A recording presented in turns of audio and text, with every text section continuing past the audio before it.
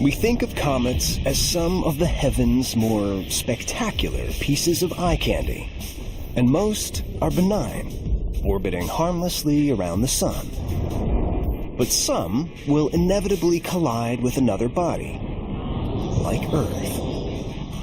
At speeds of 25,000 miles an hour, even a small cosmic raider can wreak enormous havoc.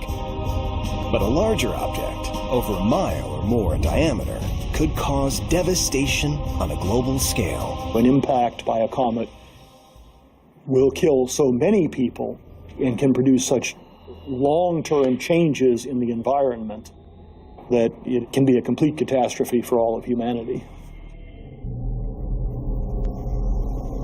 Scientists now believe a single blast from space helped wipe out the dinosaurs 65 million years ago. A comet, or asteroid, about 6 miles across, slammed into Mexico's Yucatan Peninsula. It dug a crater nearly 50 miles wide and 20 miles deep in less than a second, and unleashed an explosion more powerful than all the world's nuclear weapons combined. The force of the shockwaves triggered earthquakes worldwide and sent tsunamis surging across the oceans. A mammoth dirt cloud erupted miles into the sky, engulfing the globe and blocking out the sun for years. The dinosaurs slowly perished, and they were not alone. More than half of the Earth's species were also wiped out. In our solar system, there are two kinds of cosmic bullets capable of devastation on a planetary scale: asteroids and comets. Asteroids are essentially tiny planets, dense boulders of rock and metal left over from the formation of our solar system 4.6 billion years ago. Most are bunched between Mars and Jupiter in an orbit called the asteroid belt. Comets, on the other hand, are far more mysterious. Though also formed at the birth of our solar system, they are made up of rock and ice. Many, like Halley's Comet, orbit the sun in predictable paths on predictable schedules. But there are countless others we know nothing about. They come hurtling out of the ether at unimaginable speeds of up to 100,000 miles per hour. For scientists peering into space, they look like lumps of charcoal on a black canvas, invisible until they are practically upon us. Only near the sun do comets become easier to detect. These icy bodies shed gas and dust as the sun warms them. When light hits the debris, they blaze into view and can be seen for millions of miles. But by that time, if one is headed for us, it may be too late to do anything to stop it. To date, more than 1,000 comets have been identified. Every year, we spot perhaps 100 comets we've never seen before entering the inner solar system. Each new arrival increases the odds that one will eventually strike the Earth.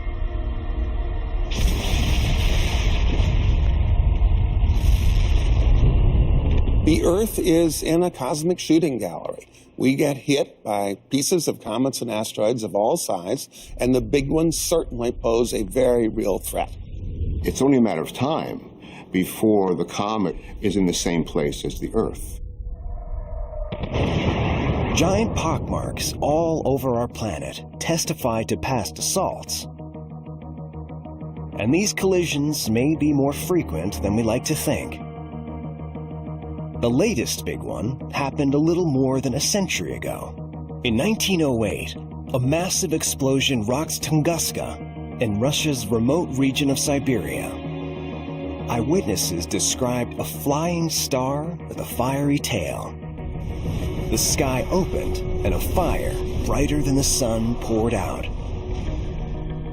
whether an asteroid or a comet, it collided with the Earth's dense atmosphere at such a high rate of speed, the friction caused it to explode in mid-air.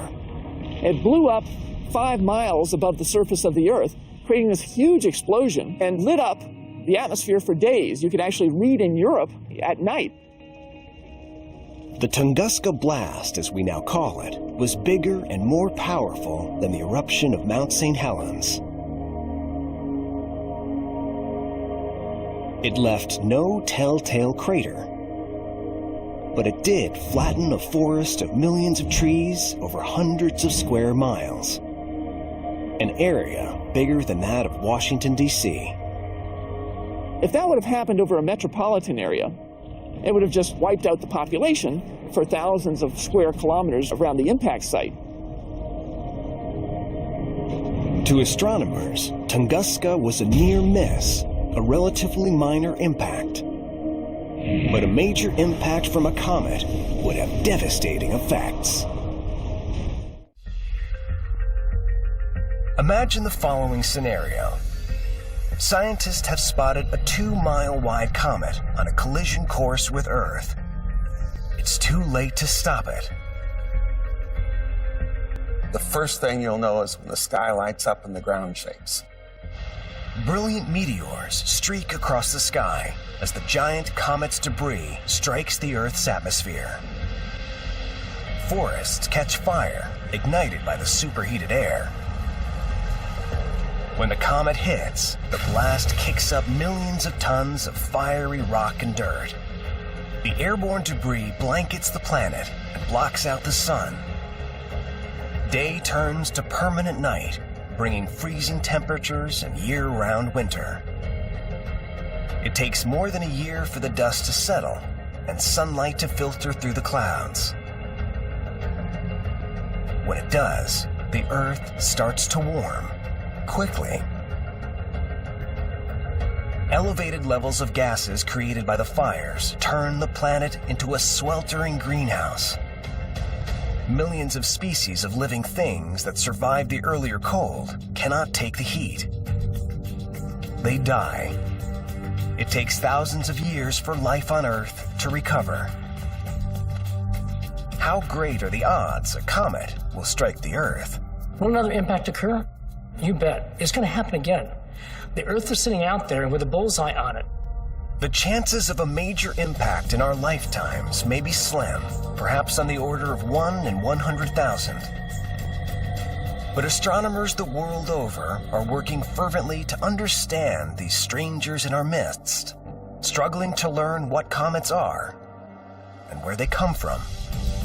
Mankind's ultimate survival may depend on our ability to stop one before it strikes.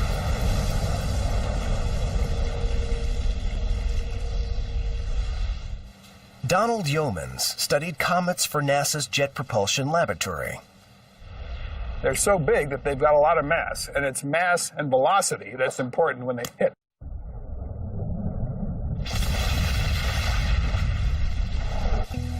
If we could track comets in advance and plot their orbits, we'd likely have many years of warning if the orbits veered toward us. It may seem like a tall order to scan the vast sea of space for that one pinprick that could spell disaster. But that's exactly what astronomers are doing. In 1992, the U.S. government launched an aggressive program to analyze the threat comets and asteroids pose to Earth. It's called the Space Guard Survey. Today, scientists all over the world are involved in the painstaking process. They point their telescopes at a single region of the sky and take periodic snapshots. Then they line up the images, looking for anything that moves from frame to frame. We are looking first for the larger asteroids and comets, the ones a mile or so in diameter, and eventually we'll extend it to the smaller ones. Scientists have discovered nearly 4,000 comets in our solar system, with roughly 40 new ones in 2016. New comets are being discovered every year. We may never be able to locate every threat. There could be millions of comets and asteroids that measure 300 feet or so, the length of a sports field. Still, telescopes are a first line of defense against what could be a major disaster for our planet.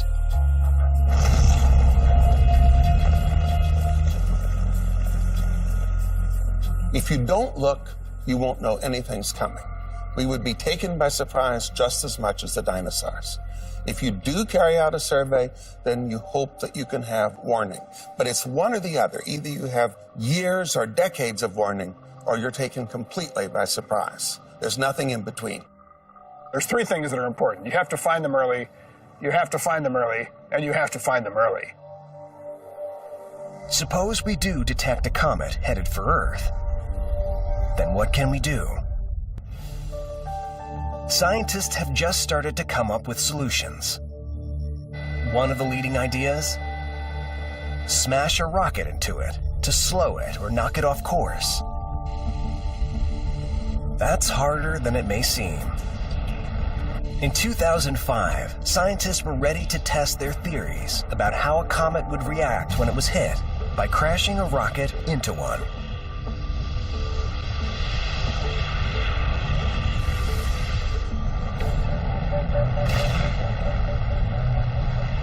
It was called Deep Impact. It began here at NASA's Vertical Gun Range in Mountain View, California, where it was the job of Dr. Pete Schultz and his team to figure out what the comet would do when it was hit. This particular instrument allows us to fire a small sphere, about a quarter inch, at speeds that are maybe 6 or 7 times the speed of a rifle bullet. This whole assembly rotates up to an elevation where the gun is basically 3 stories high. This allows us to send the projectile through different openings in the chamber so that we can impact a flat surface at different angles. Scientists believe comets vary in their makeup, so Schultz and his team built several different models, then hit each with a shot from their ultra-high-speed gun. The first scenario is what happens if we impact into something that looks like lunar dust. The second one is what happens if we impact into fluff. And the third one is what happens if we impact into a fluff covered with an organic layer. As we go down and look at the evolution of this crater, we find at the very end, after it's finished, we can still see the crater here. But in these 2 cases, when we're using fluff, we can't see the crater. It's completely masked. The fluff completely absorbed the projectile, a frustrating result for scientists hoping to get a look inside. And there was another possibility Schultz had to consider. What if the entire comet is extremely fragile and porous? He searched for a substance for that simulation. The comet may be sort of like a fluff ball. It may have been very low density. What do we do to try to simulate that? The best thing probably is a complex organic. What would that be? Cotton candy. We've got our comet made of cotton candy. Let's turn off the lights and let's get out of here.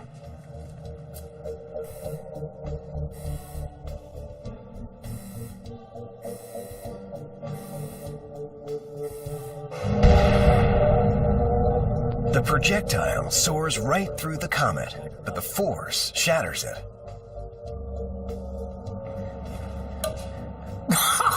Oh my God! There's no more comet, that's for sure. What a mess. But this is not good news. A shattered comet can be even more dangerous than an intact one. The pieces remain on the same course, turning one projectile into many. But what does that mean for our planet if we're in the way? In 2005, the team at NASA had completed their tests and were ready to take the plunge. They would try to drive an 820-pound impactor into a comet to find out what's inside. Deep Impact Principal Investigator, Dr. Michael Ahern. So here we have the model of both deep impact spacecraft. Many people think it was only one spacecraft, but it's really two. January 12th, 2005. After 6 years of study and preparation, Deep Impact is ready for liftoff. 3, 2, 1. We have ignition and liftoff of a Delta II rocket carrying Deep Impact. The spacecraft's destination is a 4-mile-wide comet named Tempel 1. Discovered in 1867, it's well known to astronomers. It orbits the sun every 5.5 years and has lost much of its gas and ice. People would argue that you should preserve the comets for posterity, but doing a violent study on one that is just typical of a whole class seemed to us to be the right choice for science. Deep Impact takes 5 months to reach Tempel 1's orbit. On July 2nd, 2005, it turns and points its cameras at the comet, 500,000 miles away.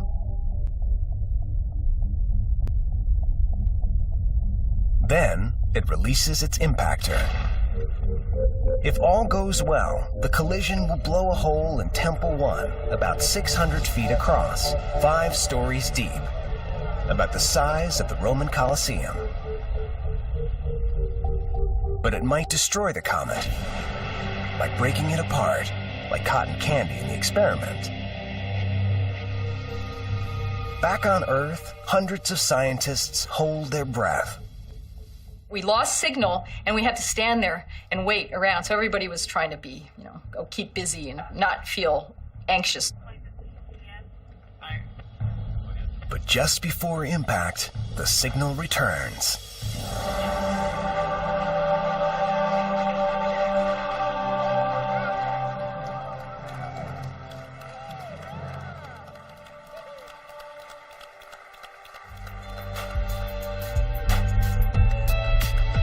The half-mile-wide comet and NASA's 820-pound craft have collided at 23,000 miles an hour. The explosion is equal to nearly 5 tons of TNT. It completely vaporizes the impactor and kicks up far more dust than anyone expects. The amount of dust is a telltale clue to the comet's makeup. Tempel 1, at least on the surface, contains far less ice than scientists expected. This is the first data we've ever had. So in that sense, it's revolutionary. Analysis of the dust showed molecules containing carbon, organic material. So it's plausible that comets could have brought such material to Earth early in its history. Scientists hope to learn something else from Deep Impact. Clues about how to stop a comet from colliding with Earth. Some thought Deep Impact might knock Tempel 1 into a slightly different orbit. But the comet has continued on exactly the same path as before. It was a secondary objective of the Deep Impact mission to come up with a plan to mitigate an impact if we had to. Did we figure out what it would take to move a comet out of an orbit that was intersecting the Earth? We didn't figure out enough. One plan calls for detonating a nuclear warhead near the comet to nudge it onto a different path. A controversial proposal because of the unknown consequences of releasing radiation in space. Others have called for drilling into the nucleus and setting off a blast inside. But as we've seen, this has the danger of turning one deadly projectile into many. The pieces could continue on the same orbit, and like the blast from a shotgun, wreak destruction over a wider area.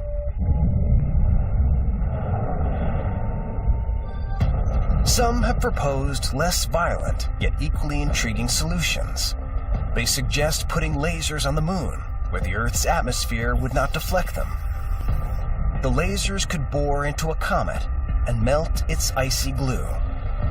We might even hitch a spacecraft to a comet and tow it out of our way.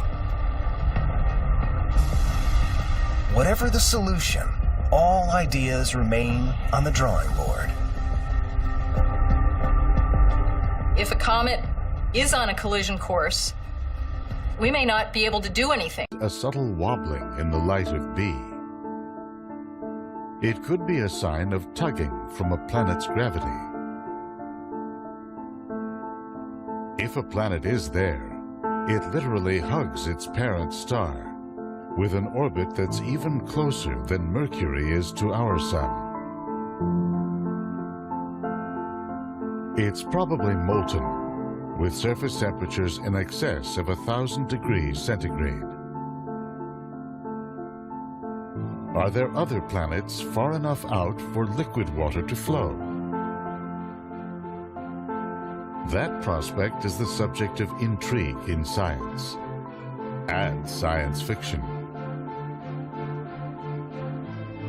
Alpha Centauri is the fictional location of Polyphemus, a giant gas planet, and its moon Pandora from the movie Avatar.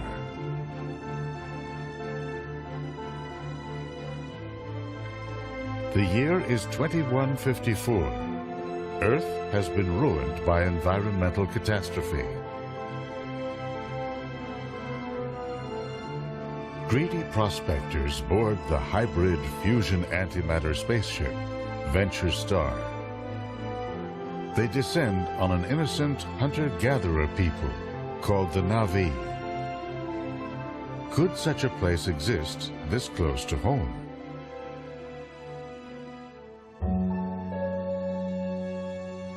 One problem with Alpha Centauri is that the orbits of A and B bring the stars as close as Saturn is to our Sun. This means that planets further out could have been pulled away and flung out into space. For this reason, Alpha Centauri was not a high priority for planet hunters. That is, until similar examples turned up, such as Kepler-16. 16b is a planet that orbits two stars, which in turn orbit each other.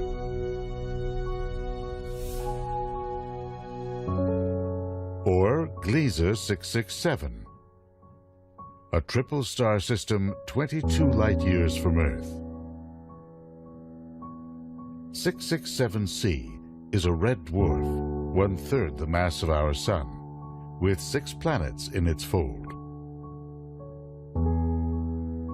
3 of them, small enough to be called super-Earths, orbit at a distance that could allow liquid water to flow on their surface.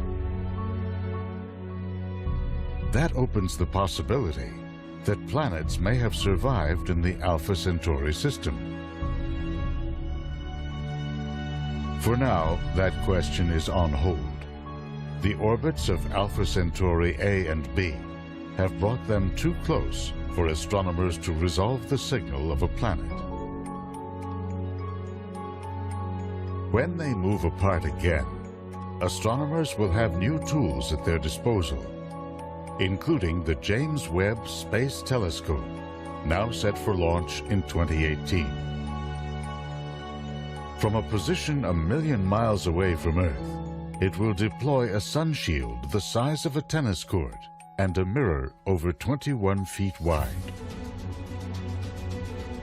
Astronomers will use this telescope with its infrared light detectors to discern the chemical composition of planetary atmospheres.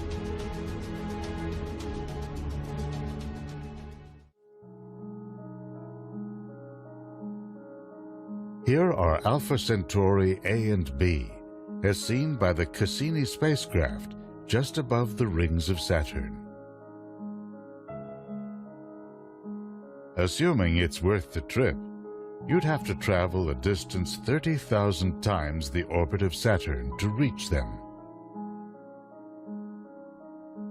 Put another way, if Earth to Saturn is a meter, then Earth to Alpha Centauri is New York to Chicago.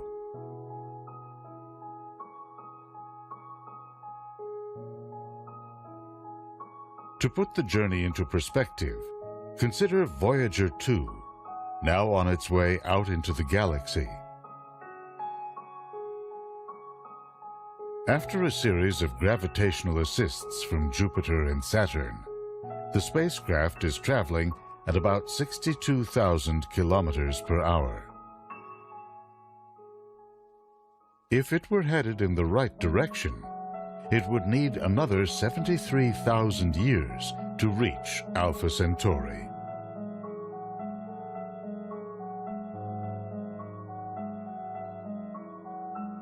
The dream of traveling to other solar systems was forged by rocketeers a century ago. A Russian schoolteacher, Konstantin Tsiolkovsky, inspired generations of space visionaries with sophisticated ideas about multi-stage launch vehicles. He imagined the construction of space stations in Earth orbit and eventually permanent space colonies. Someday, he predicted, we'll evolve into a whole new species, Homo cosmicus.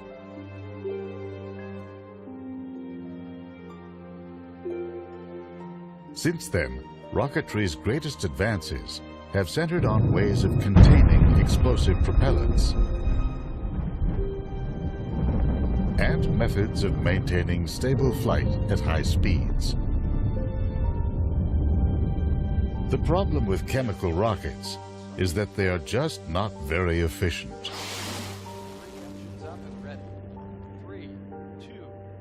To reach the speed needed to escape Earth's gravity, 25,000 kilometers per hour, the space shuttle carried 15 times its weight in fuel. A NASA study showed that to send a shuttle-sized craft to Alpha Centauri in 900 years would take an unbelievable amount of fuel, 10 to the 137th kilograms worth. That's more than the entire visible universe. There are several promising advanced propulsion concepts on the drawing board, including fuel-efficient plasma engines, which accelerate a spacecraft gradually to high speeds. It won't get us to Alpha Centauri in anything close to a human lifespan. To go that far and that fast, a pre-Apollo project called Orion called for a series of controlled nuclear explosions to propel a spacecraft to high speeds. The project died amid concerns about the impact of nuclear explosions on the environment. Back in the 1970s, a group of scientists unveiled designs for Daedalus. This giant fusion-powered craft would have had to carry 50,000 pounds of fuel. The plan was to accelerate to 12% the speed of light and reach a nearby star in 50 years. Other plans have included ramjets with vast magnetic fields that scoop up a fuel supply of hydrogen ions, or solar sails powered by the solar wind and by lasers stationed along the way.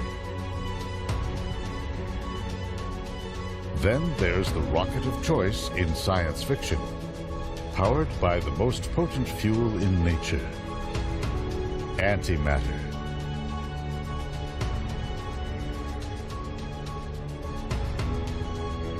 In James Cameron's Avatar, a fusion antimatter hybrid engine powers a 1,500-meter-long spaceship.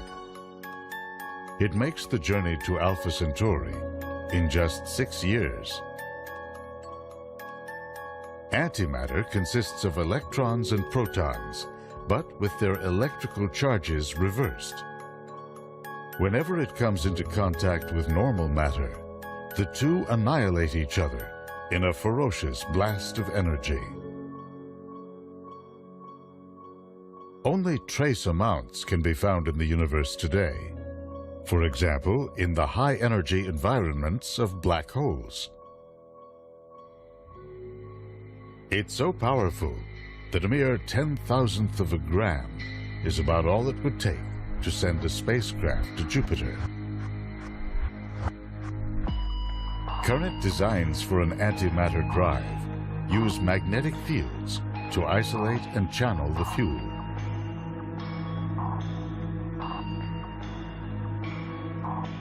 The idea is to merge a stream of protons with a stream of its antimatter opposite, antiprotons. A magnetic field pinches or compresses the combined streams into a narrow beam. Annihilation then produces an ultra-high energy laser that shoots out the back of the craft. That causes a recoil effect that pushes on the magnetic field produced by the beam and propels the craft forward. Antimatter can be produced on Earth in giant physics labs like the Large Hadron Collider.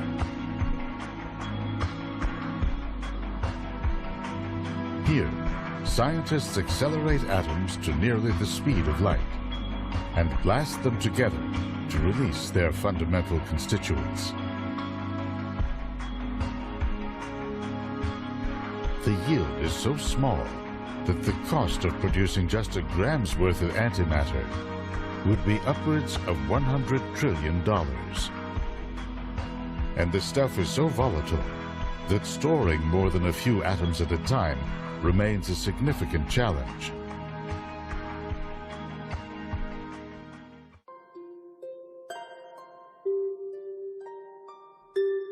If specialized facilities were built, the cost could drop by one estimate to as low as $10 billion per gram. One idea would be to station an antimatter factory in space, powered by the 1 billion watts per kilometer delivered by the sun. Another is to harvest antimatter already produced in space. The idea is that cosmic rays, interacting with interstellar particles, send about a kilogram of antimatter flying into the solar system every second. Some of it has been shown to circulate in radiation belts that surround the Earth. Theoretically, it could be captured by a large magnetic scoop that sits in a high orbit above the planet.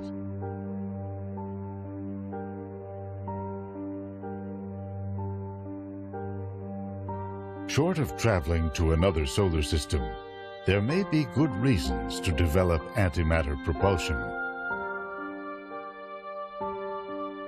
An interim mission would speed beyond the orbit of Pluto, sending back close-up images of objects in the Kuiper Belt. A longer-distance probe could reveal new details about the Oort cloud, a vast realm of comets that envelops the solar system.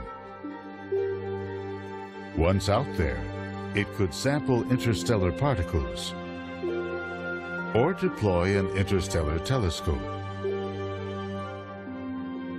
To make it all the way to Alpha Centauri within 50 years, an antimatter probe would have to accelerate to around 10% the speed of light, over 100 million kilometers per hour. High velocity has its perils. At such speeds, even dust has enough mass to destroy the craft. A magnetic shield would be needed to clear the way.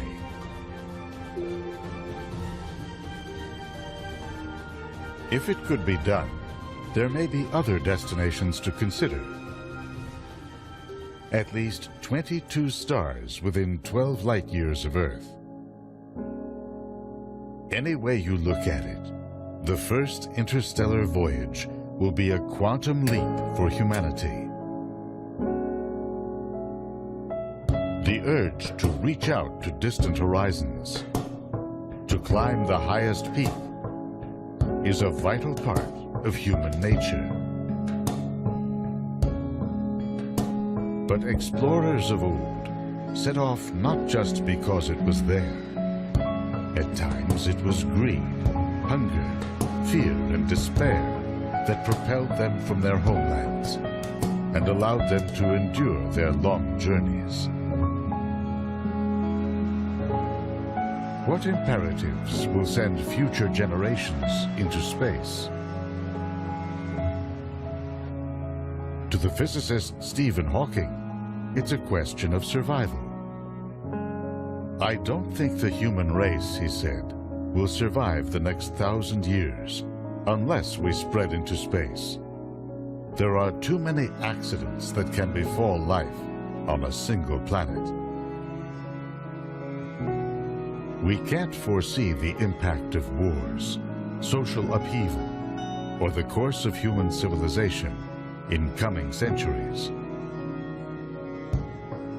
But an early context for the mission may be emerging now. On one hand, the technological advances that might make such a mission possible could revolutionize many other aspects of life on this planet. The ever-increasing number of transistors that can be placed inexpensively on a computer microchip has become a metaphor for the advance of technology. Some observers forecast a steep rise, even an acceleration, in the pace of invention and basic research, and for whole new solutions to the problems of energy, food production, health, and more.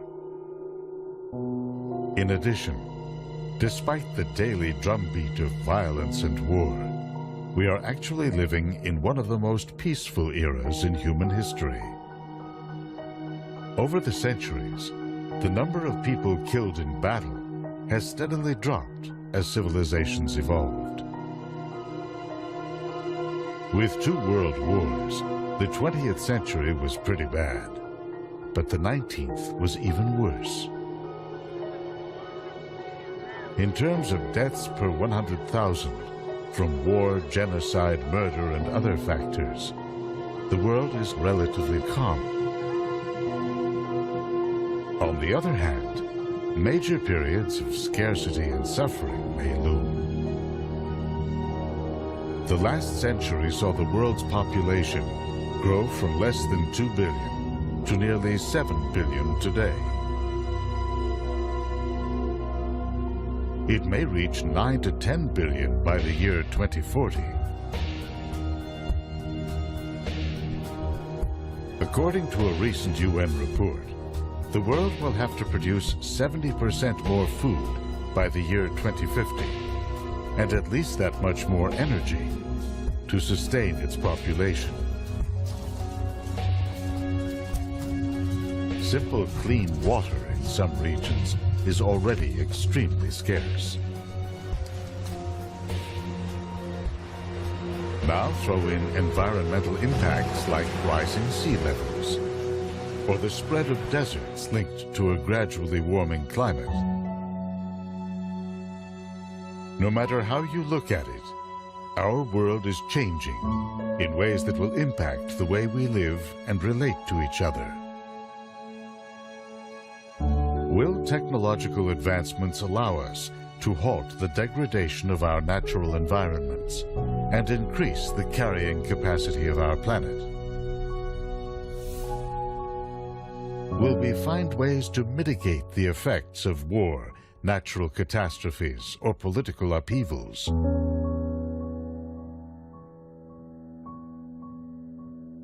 The technology needed to launch a first interstellar mission is certainly decades away. The actual journey could take centuries. The mission will likely be designed to relay basic information on a world whose light we have studied intensively from afar. Back home, it will no doubt spur reflection on who and what we have become as a people, as a planet.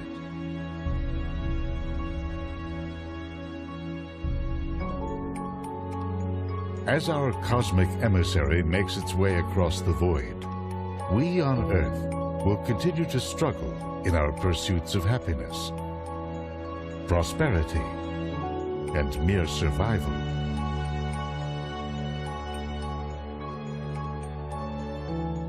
When it arrives, we'll scan the data for evidence of a world like our own, one that may harbor life. Will we come to explore and expand our knowledge, or to begin a long journey out into the uncertain reaches of the galaxy?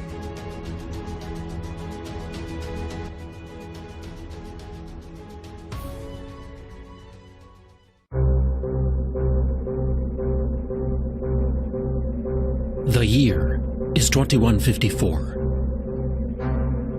Our planet has been ruined by environmental catastrophe.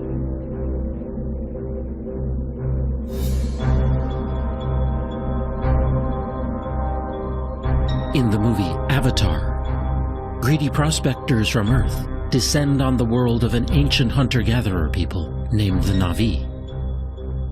Their home is a lush moon far beyond our solar system named Pandora. Could such a place exist?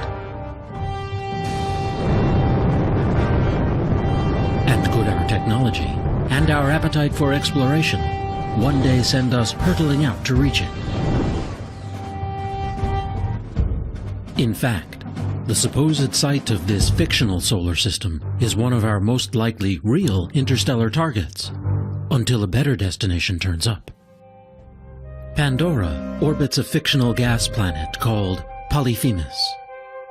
Its home is a real place, Alpha Centauri, the brightest star in the southern constellation of Centaurus. At 4.37 light-years away, it's part of the closest star system to our Sun.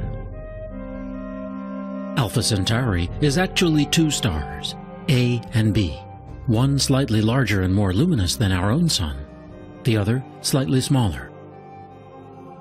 The two stars orbit one another, swinging in as close as Saturn is to our Sun, then back out to the distance of Pluto.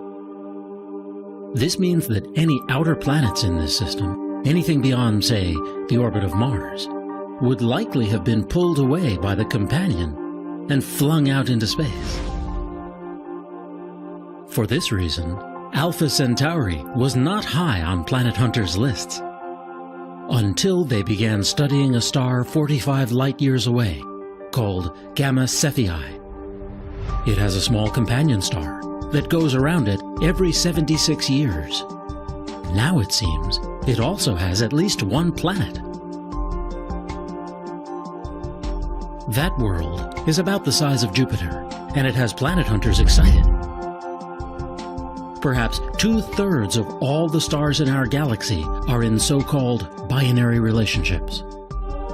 That means there could be many more planets in our galaxy than astronomers once assumed. At least 3 teams are now conducting long-term studies of Alpha Centauri, searching for slight wobbles in the light of each companion star that could indicate the presence of planets. If they find a planet that passes in front of one of the stars, astronomers will begin intensive studies to find out what it's like. One of their most promising tools will be the James Webb Space Telescope, scheduled for launch in 2014 or 2015. From a position 1,000,000 miles away from Earth, it will deploy a sun shield the size of a tennis court, and a mirror over 21 feet wide. The largest space telescope ever built, it will offer an extraordinary new window into potential solar systems like Alpha Centauri. With its infrared light detectors, this telescope will be able to discern the chemical composition of a planet's atmosphere. And perhaps whether it harbors a moon, like Pandora. One prominent planet hunter predicted that if a habitable world is found at Alpha Centauri, the planning for a space mission would begin immediately. Here's that star duo seen by the Cassini spacecraft, just above the rings of Saturn. To actually get to this pair of stars, you'd have to travel as far as the orbit of Saturn, then go another 30,000 times further. Or put another way, if the distance to Alpha Centauri is the equivalent of New York to Chicago, then Saturn would be just 1 meter away. So far, the immense distances have not stopped us from launching missions into deep space. In 1977, the twin Voyager spacecraft were each sent on their way aboard Titan III Centaur rockets.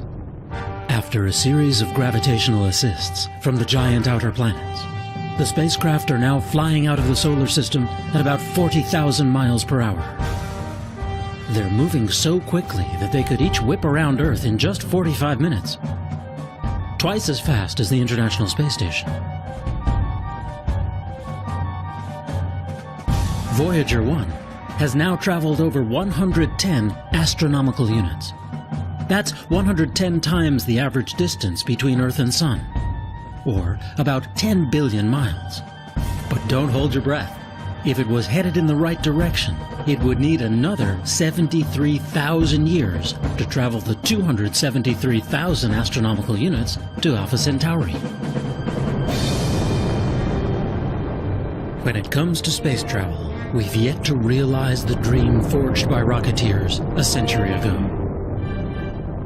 A Russian schoolteacher, Konstantin Tsiolkovsky, inspired generations of space visionaries with sophisticated ideas about multi-stage launch vehicles.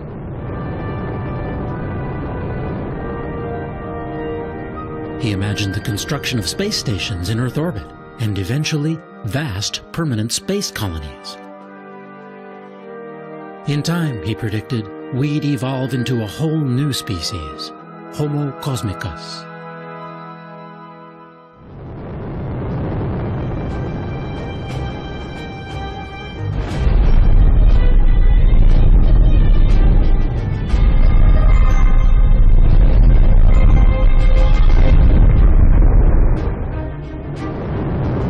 Since then, rocketry's greatest advances have centered on ways of containing explosive propellants and methods of maintaining stable flight at high speeds.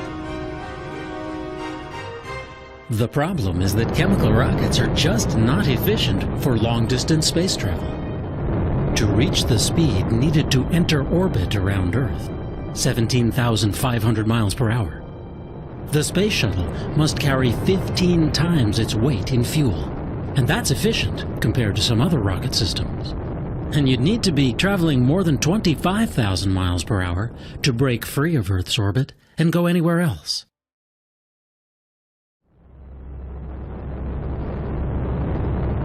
A NASA study showed that to send a space shuttle-sized craft to Alpha Centauri in 900 years would take an unbelievable amount of fuel, 10 to the 137th kilograms of rocket propellant.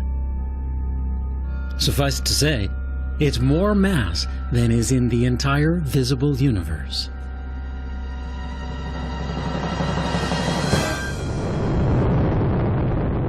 While only a very tiny percentage of NASA's budget goes to advanced propulsion, there are some promising ideas on the drawing board.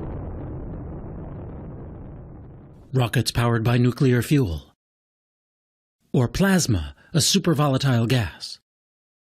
Huge sails pushed along by the pressure of photons from the sun. Ion drives. But to reach Alpha Centauri within a human timescale, we'll have to go with the most potent fuel in nature that we currently know. it's the science fiction fuel of choice: antimatter.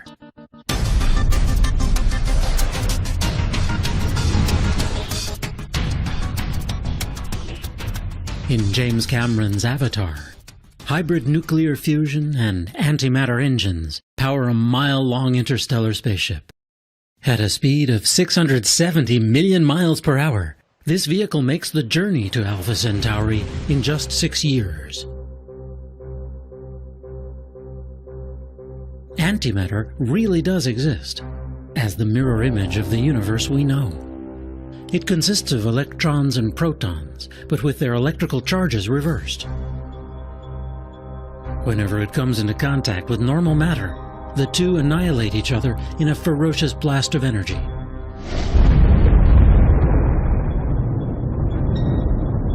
Large amounts of antimatter were created and destroyed in the fiery dawn of our universe, the Big Bang. But somehow, in one of the great mysteries in science, we were left with a universe whose visible substance is almost all normal matter.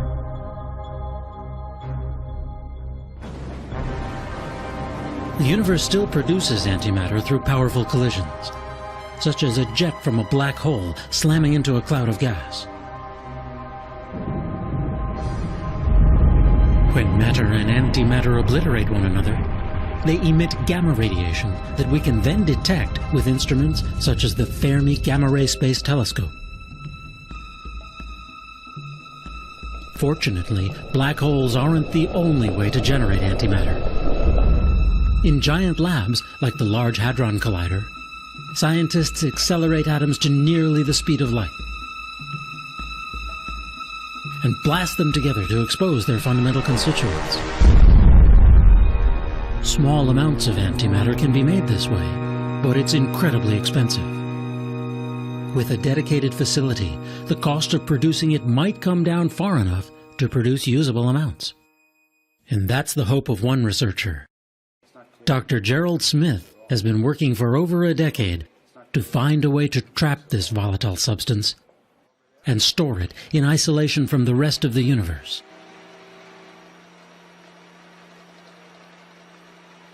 Smith and his colleagues have designed a trap the size of a cigar case. It sits within a tank filled with liquid nitrogen and liquid helium, designed to cool it down to 270 degrees below zero. Once injected into this trap, antimatter particles are suspended by magnetic fields within a vacuum as empty as deepest space.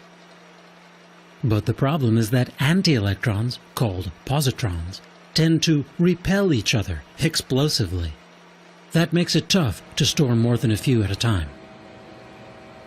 This team now believes it may have discovered a pathway to storing large amounts over longer periods of time. Their solution lies in combining positrons with electrons, forming an element called positronium. In theory, with the right magnetic fields, these electrically neutral atoms might be held indefinitely. When released under controlled conditions, ultra-high energy antimatter beams could turn out to be ideal cancer killers, or lead to revolutionary industrial applications. Or perhaps, one day, they could power long-distance spaceflight. It wouldn't take much. Antimatter is so potent that it defies common sense. A chunk the size of a small coin could propel the space shuttle into orbit. Smith estimates that once in low Earth orbit, a human mission to Mars would take as little as 10 milligrams worth. The basic idea of an antimatter rocket is simple. A beam of positrons is released into the engine core, where it annihilates the surface of a metal plate.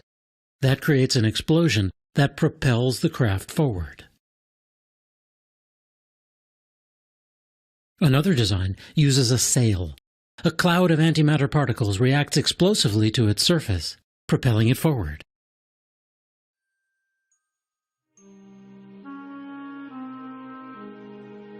Short of traveling to another solar system, there may be good reasons to contemplate developing antimatter propulsion. A preliminary mission would speed beyond the orbit of Pluto, sending back close-up images of dark planet-like objects that ring the solar system out in the Kuiper Belt. A longer-distance probe could reveal new details about the Oort cloud, a vast realm of comets that envelops the solar system. Once out there, it could sample particles that make up the interstellar medium, or send back unique data sets on dark matter, the invisible stuff that makes up the overwhelming portion of our universe. To make it all the way to Alpha Centauri within 50 years, an antimatter probe would have to gradually accelerate to around 10% the speed of light. That's 67 million miles per hour. It would then gradually decelerate as it approached its destination. At those speeds, hitting even a grain of dust could destroy the spacecraft, so it might be best to slow the journey down to a century or more. It's safe to assume for now that we would only send a probe to Alpha Centauri if we discovered a habitable world. There may be other choices in our solar neighborhood. They include Proxima Centauri, a red dwarf star 4.2 light-years away that may be gravitationally bound to Alpha Centauri. Beyond that, not quite 6 light-years away, is Barnard's star. Or there's Leland 21185, a red dwarf 8.3 light-years away. We already know it has 2 Jupiter-sized planets. There are at least 22 stars within 12 light-years of Earth. And any way you look at it, the first interstellar voyage will be a quantum leap for humanity. The urge to reach out to distant horizons, to climb the highest peaks, to push ourselves past our perceived limits, seems to be a vital part of what makes us human. Yet, explorers of old set off not just because it was there. At times it was greed, hunger, fear, or despair that propelled them outward from their homelands and allowed them to endure their long journeys. Whether we attempt to make this leap to the stars may come to depend on how we regard this planet. To the physicist Stephen Hawking, the journey is imperative. I don't think the human race, he said, will survive the next 1,000 years unless we spread into space. There are too many accidents that can befall life on a single planet. Indeed, we can't foresee the impact of wars, social upheaval, or the course of human civilization in coming centuries. But today, we can see the often conflicting trends that could one day propel us out into the interstellar void. On one hand, the technological advances that might make such a mission possible could revolutionize many other aspects of life on this planet. The ever-increasing rate at which numbers of transistors can be placed inexpensively on computer microchips has become a metaphor for the advance of all technologies in this century. From a few thousand transistors on the first printed circuits of the 1970s, computer chips now have billions etched onto their surfaces. Even that number could seem amazingly small in another few decades. Many observers forecast a steep rise, even an acceleration, in the pace of invention and basic research, and for whole new solutions to the problems of energy, food production, health, and more. On the other hand, major periods of scarcity may loom. In the 20th century, the world saw the largest increase in its human population, from less than 2 billion up to 6 billion. The world's population is now around 6.8 billion. It's expected to reach 9 to 10 billion by the year 2040, with the biggest gains in Asia and Africa.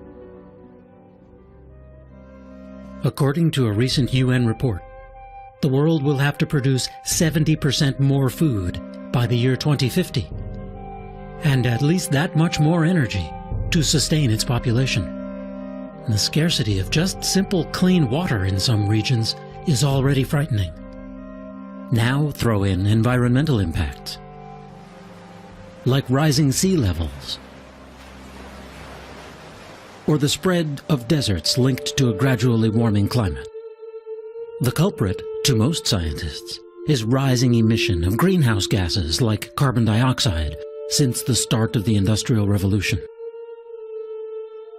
This map charts rising temperature readings from the year 1885 through to the present.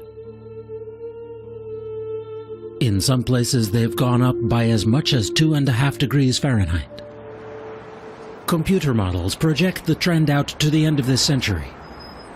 Depending upon population growth, energy use, and conservation, temperatures could rise anywhere from 2 to 11 degrees more.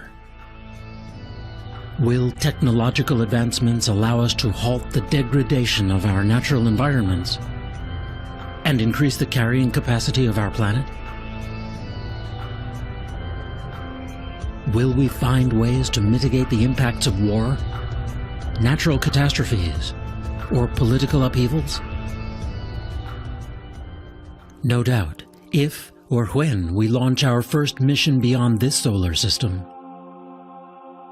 the occasion will spur reflection on who and what we have become as a people, as a planet, just as the first missions to the moon and our neighboring planets once did.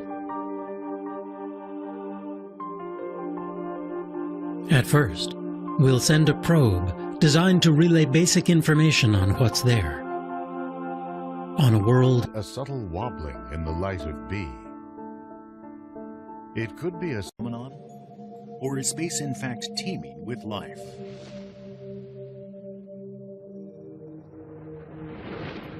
For answers, scientists are placing great hopes on one of the moons of a planet far, far away.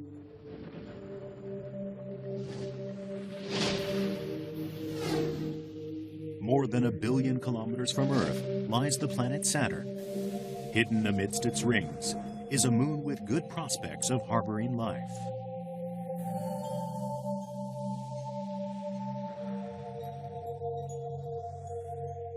Here's a backlit view of Saturn. Beyond its familiar set of rings is an outer ring that is thinner and fainter. The E-ring, discovered in 1967. The bluish-white E-ring includes one extremely significant body circling Saturn.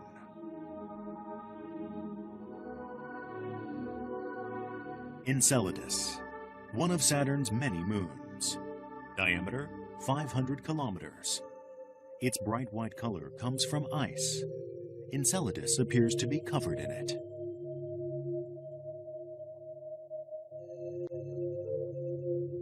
This image of Enceladus was taken by the Voyager 2 spacecraft in the 1980s. Seeing it, many scientists were astonished. The moon's surface is remarkably smooth. The elimination of craters in some areas suggests massively transformative tectonic events.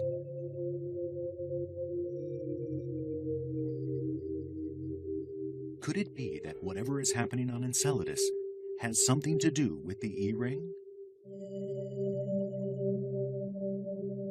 As we shall see, the very human desire to solve this riddle leads us to place great hopes on the existence of extraterrestrial life.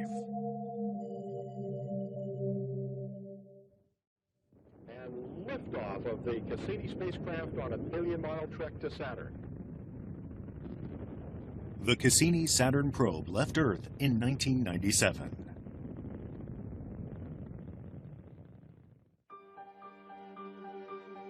Its primary mission, to examine the relationship between Enceladus and the E-ring.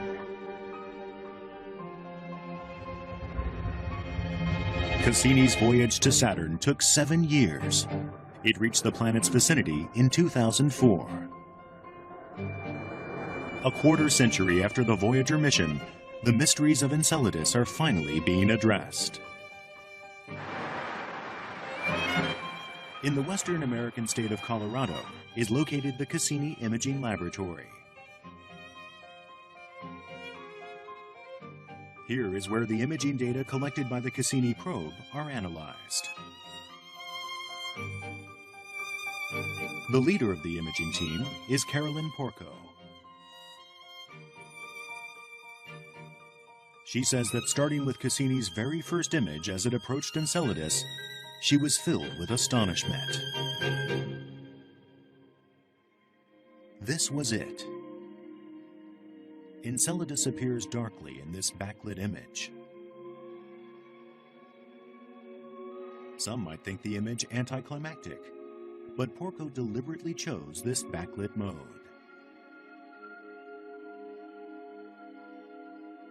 Some suggestions were that there might actually be geysers. There might be little volcanic kind of geysers coming off the surface of Enceladus, spewing tiny ice particles into orbit around Saturn and forming the E-ring. We, in fact, had planned our sequences of images to include observations where we're looking in the direction of the sun, so that if there was a plume of very tiny particles, we would be able to see it. Here's an example of backlighting using a humidifier. We create a fine mist, normally invisible. But if we then shine a light on it from behind, the mist becomes clearly visible. This backlit effect was precisely what Porco had intended.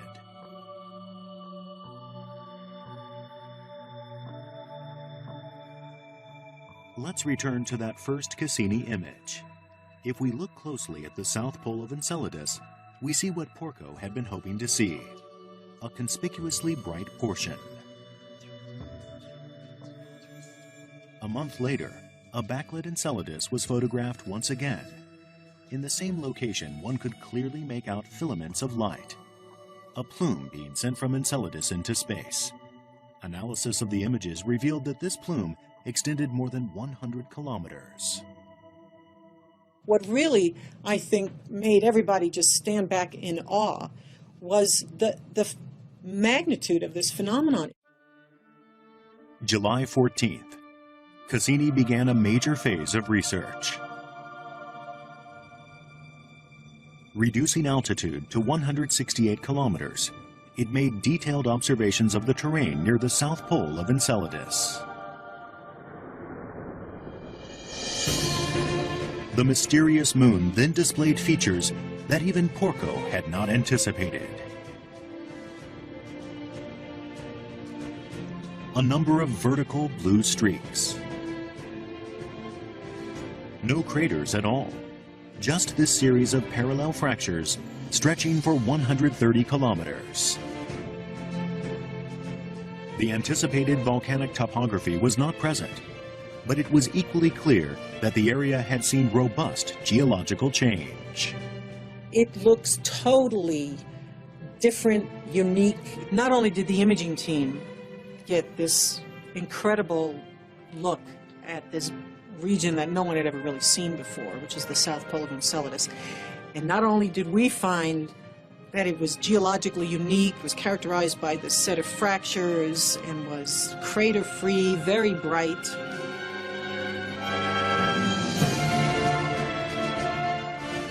The team called the blue streaks tiger stripes. The tectonic activity across this area was indicated also by the surface temperatures. The average on Enceladus is minus 200 degrees Celsius. But the tiger stripe showed a dramatic increase to minus 80 degrees Celsius. Some researchers estimate that the highest portions of that area rise to minus 20 degrees. Furthermore, the nature of the plume was revealed. Analysis of the data showed it to be comprised mainly of ice and water vapor. Conclusive images were also recorded. Clearly, what had looked like perhaps a single flare actually incorporated more than a dozen individual jets or geysers. Moreover, the jets were issuing along the tiger stripe fractures.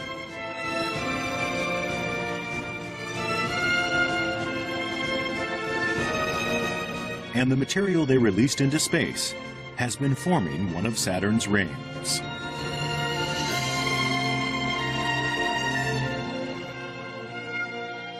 The bluish-white E-ring is thus a band of ice chunks formed by high-volume eruptions of ice from Enceladus. I keep calling it the Enceladus Interplanetary Geyser Park. You know, that would be a great place. That would be one of the sightseeing, top 10 sightseeing locales in the solar system.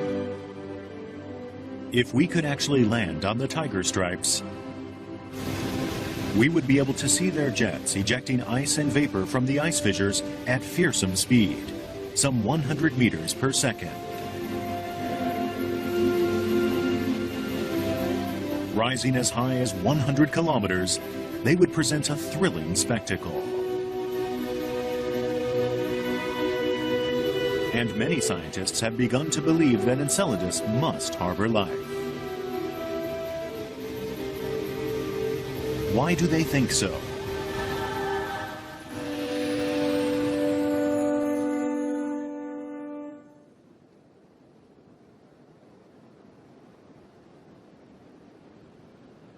The Austrian Alps have an elevation exceeding 3,000 meters.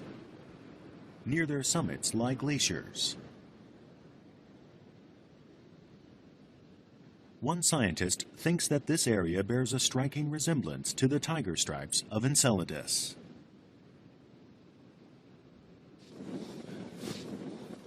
Richard Hoover is an astrobiologist with NASA.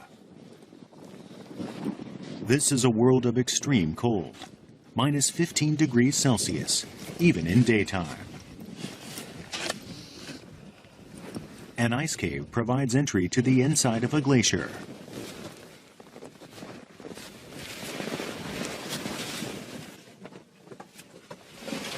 Sunlight cannot reach into the ice cave. This is a world of darkness, like Enceladus, which exists so far from its sun.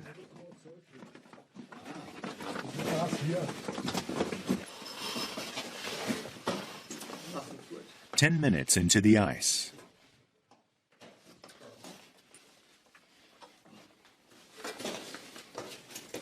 A huge space opens up.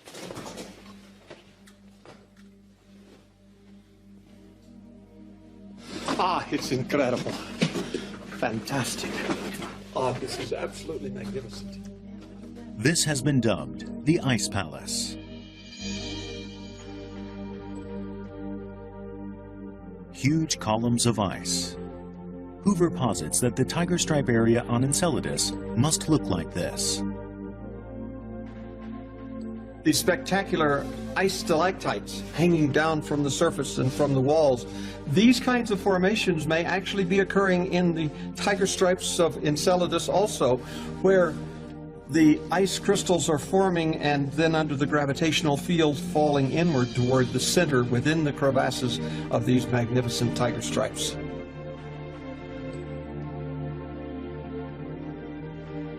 One sees no plants here, no animals, merely a world of extreme cold, a world of ice. It might appear that no life could exist in such an environment.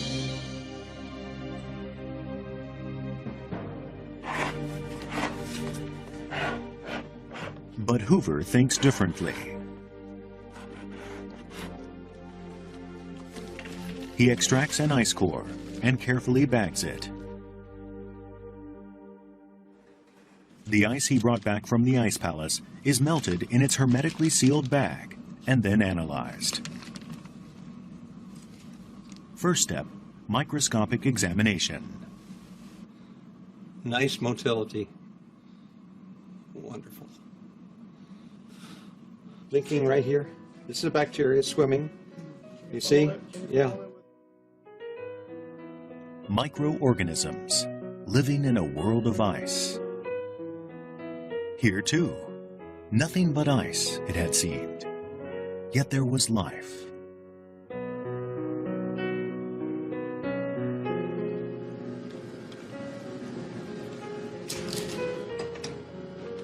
In his lab, Hoover preserved samples of ice collected from around the world, including the South Pole and Iceland.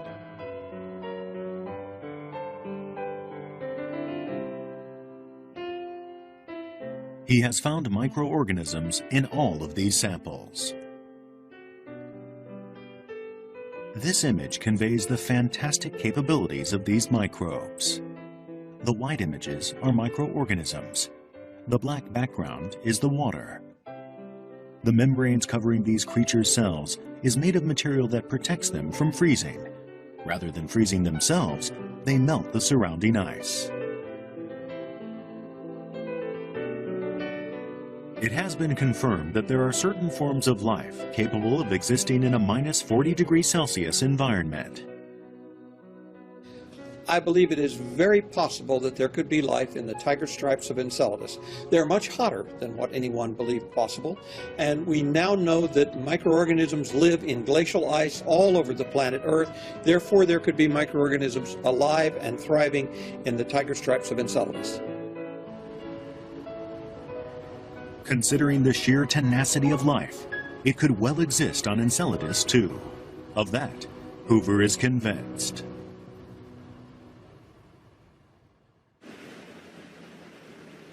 Carolyn Porco, leader of the Cassini Imaging Central Laboratory.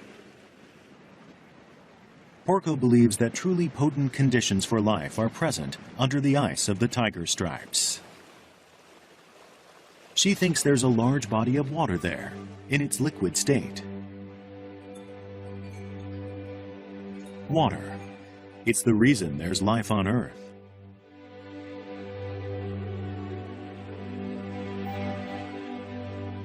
Across our globe, all sorts of life forms use water in all sorts of ways.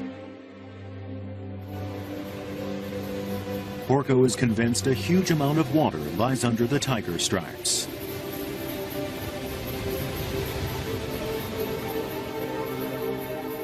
This was about 153.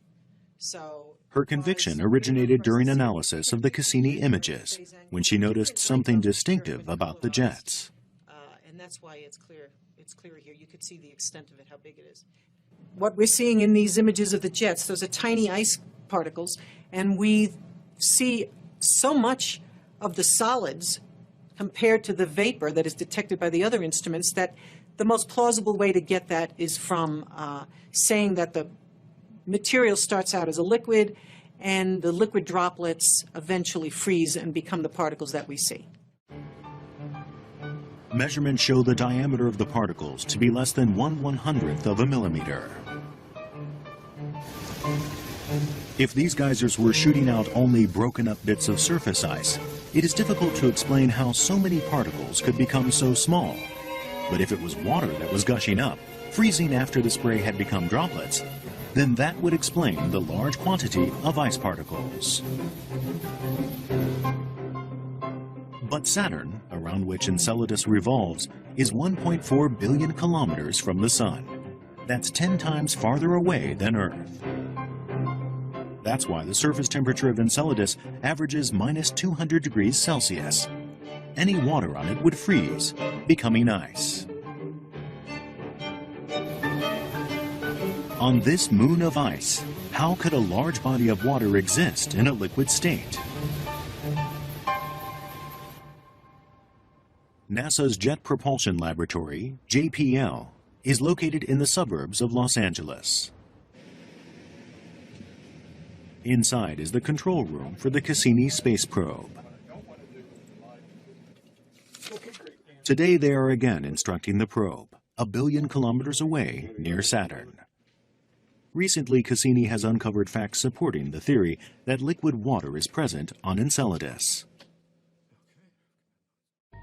In October of 2008, Cassini drew very close to Enceladus on a low-altitude flyby. It was able to pass through the jets and to analyze their constituent matter minutely. One thing detected in the jets was ammonia.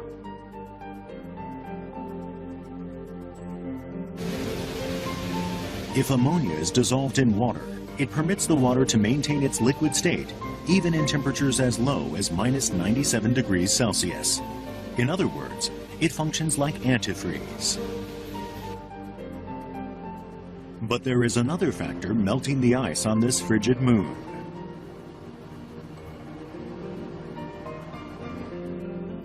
the movements of another of Saturn's moons, Dione.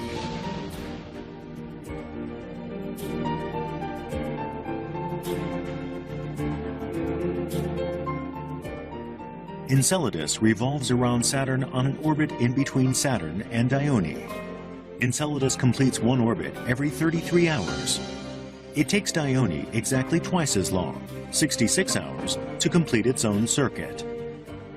As a result, once every 66 hours, Saturn, Enceladus, and Dione are all lined up. Subjected to the gravitational pulls of both these bodies, the spherical shape of Enceladus is distorted into an ellipsoid. Then, as the alignment breaks up, Enceladus reverts to a sphere.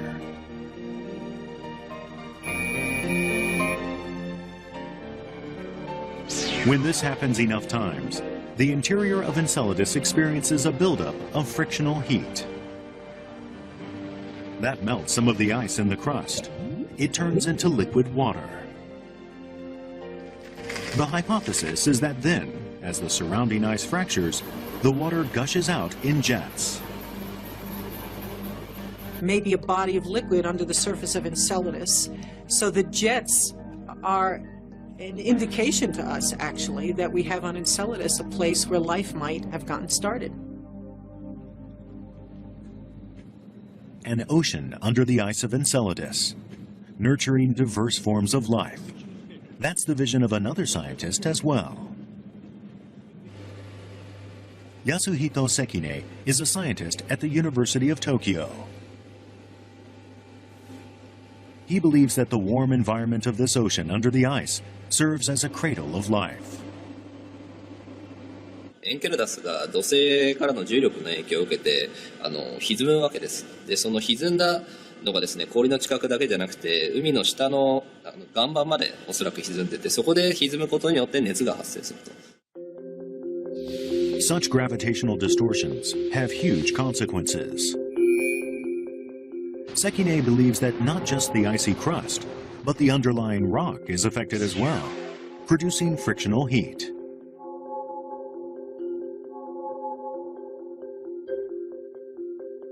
Actually, the kind of seafloor envisaged by Sekine for Enceladus has a close counterpart right here on Earth.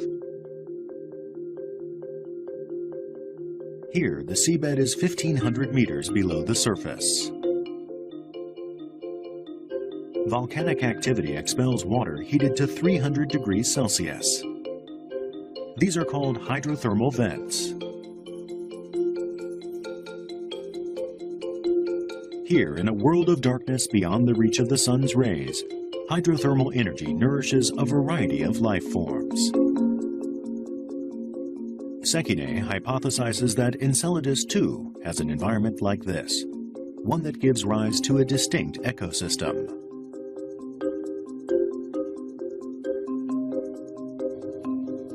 In 2009, Cassini observation data were announced, data that apparently supported Sekine's hypothesis.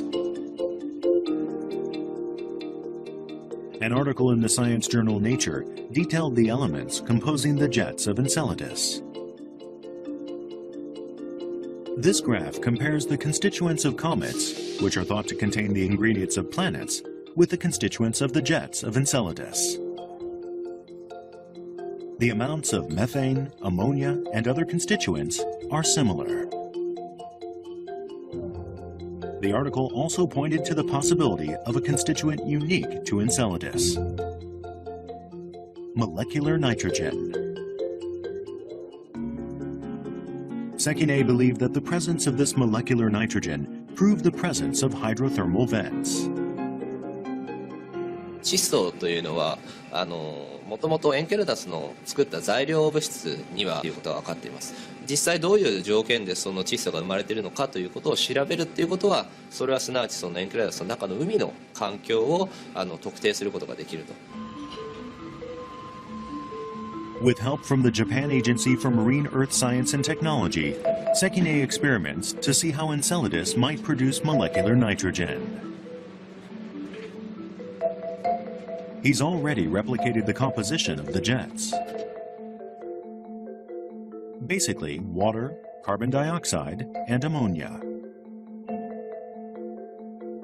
Those ingredients are then mixed with a common mineral, olivine, to see what the reaction will be.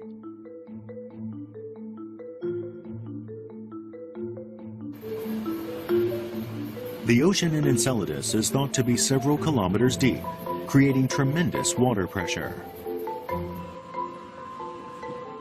That high-pressure environment is approximated here by using a special device to apply 300 atmospheres of pressure to the mixture. The temperature is 300 degrees Celsius, about the same as Earth's hydrothermal vents. Will molecular nitrogen be produced?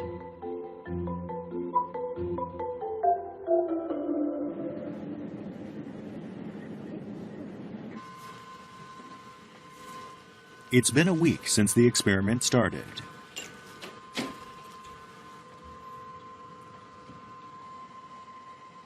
What has happened to the material subjected to this high-temperature, high-pressure environment? Finally, the component analysis. どのぐらいで結果出る？もうものの数分ですね。出てきましたね。ほぼ窒素間違いないですね。Molecular nitrogen, the same component found by Cassini. 嬉しそうですけど、どうですか今？そうですね。ここに今ちょうど見えてるピークっていうのが、まさに我々が目指してた窒素 N2 のピークになります。この結果を踏まえて考えると、エンケラダスの中の海の中にも数百度、数百気圧という非常に高圧高の環境が実際あるんだということを多分示しているんだと思います。Molecular nitrogen is generated by the decomposition of ammonia molecules. Ordinarily, ammonia is a substance that does not decompose at low temperatures. The presence of molecular nitrogen indicates a high-temperature environment. The hidden high-temperature, high-pressure deep-sea world on Enceladus. Life forms that can survive in similarly harsh environments have been found here on Earth. They were discovered at hydrothermal vents in the Indian Ocean.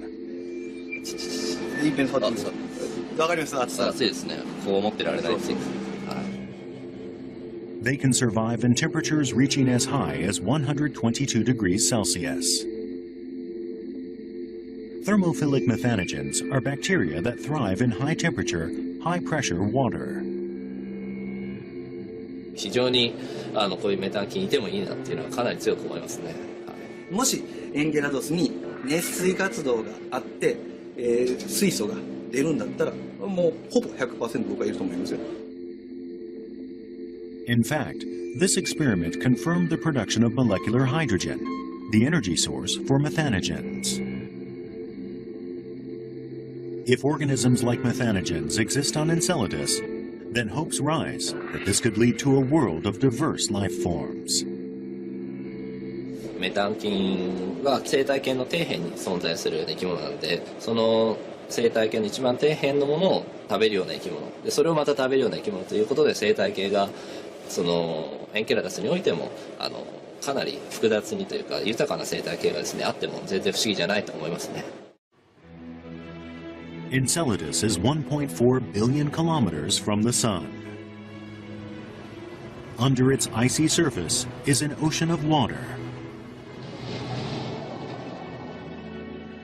On that ocean's floor, hydrothermal vents similar to those on Earth, fostering a rich ecosystem based on life forms similar to methanogens.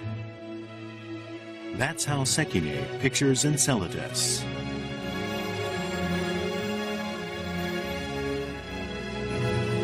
The clue was provided by the jets of Enceladus. And that faint outer ring of light in which Enceladus is situated reflects our shining hope that we are not alone in the universe.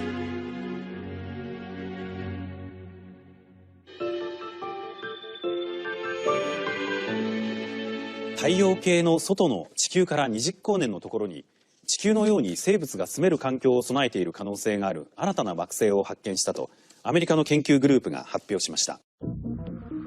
That was October 2010. This stunning news of an Earth-like planet that might be able to sustain life reverberated around the world.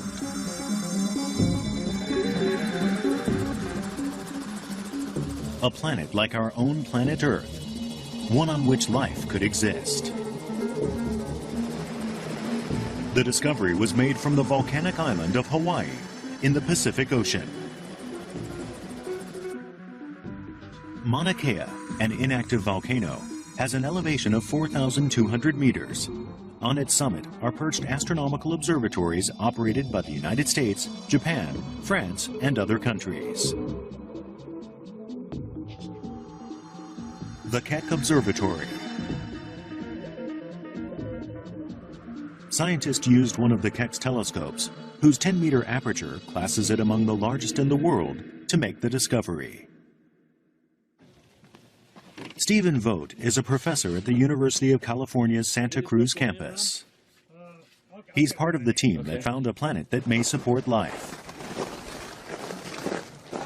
So this is the Keck 1 telescope. This is where I do my planet hunting. Gliese 581g is a very special planet. It reminds us the most of our own Earth. This very special planet that Vogt discovered. What sort of planetary body is it? The night sky is punctuated with points of light. Most are fixed stars outside our solar system, each shining with its own light, like our own sun. One of them is this reddish star, 20 light-years away. That means it takes 20 years at the speed of light for its image to reach Earth.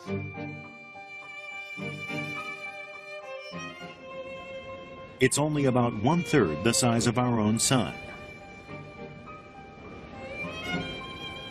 The planet that Vogt discovered orbits this star. Since 1998, Vogt has worked with Paul Butler of the Carnegie Institution for Science to observe this red star.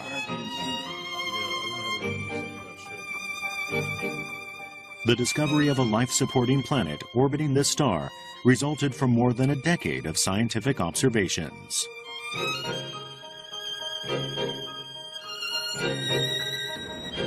And then, there it was.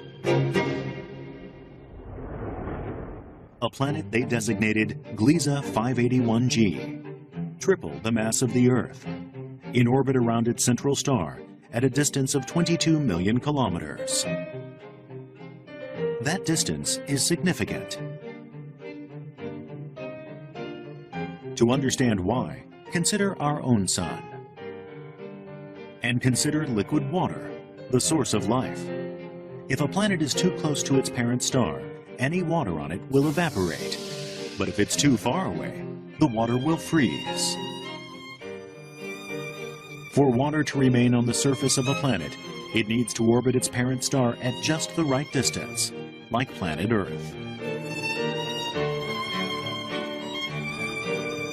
The vicinity in which water can remain on a planet's surface is called the habitable zone.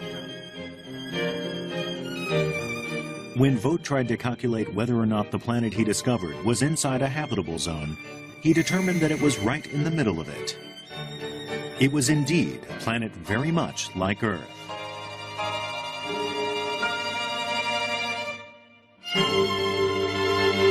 So the feeling of finding the first known planet that could support liquid water it's a great feeling. I mean, it was very exciting. We've been trying to do this for 15 years, so this is, for us, this is the end of a long journey in that respect. So it's a wonderful feeling. At long last, the discovery of a planet that might have liquid water on its surface. However, even with present observation technologies, the best we can do is to estimate the planet's mass and location. The presence of liquid water on the surface cannot be confirmed by direct observation.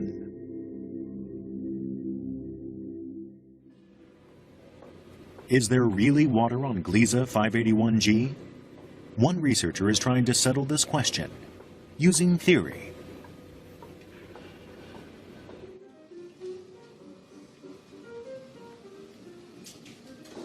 Professor Shigeru Ida of the Tokyo Institute of Technology is using computer simulations to study planet formation.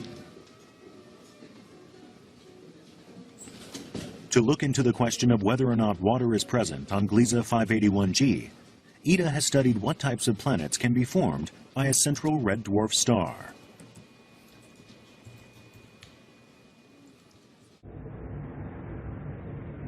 Planets originate from clouds of cosmic dust and gas that group around a central star at the time of its own birth.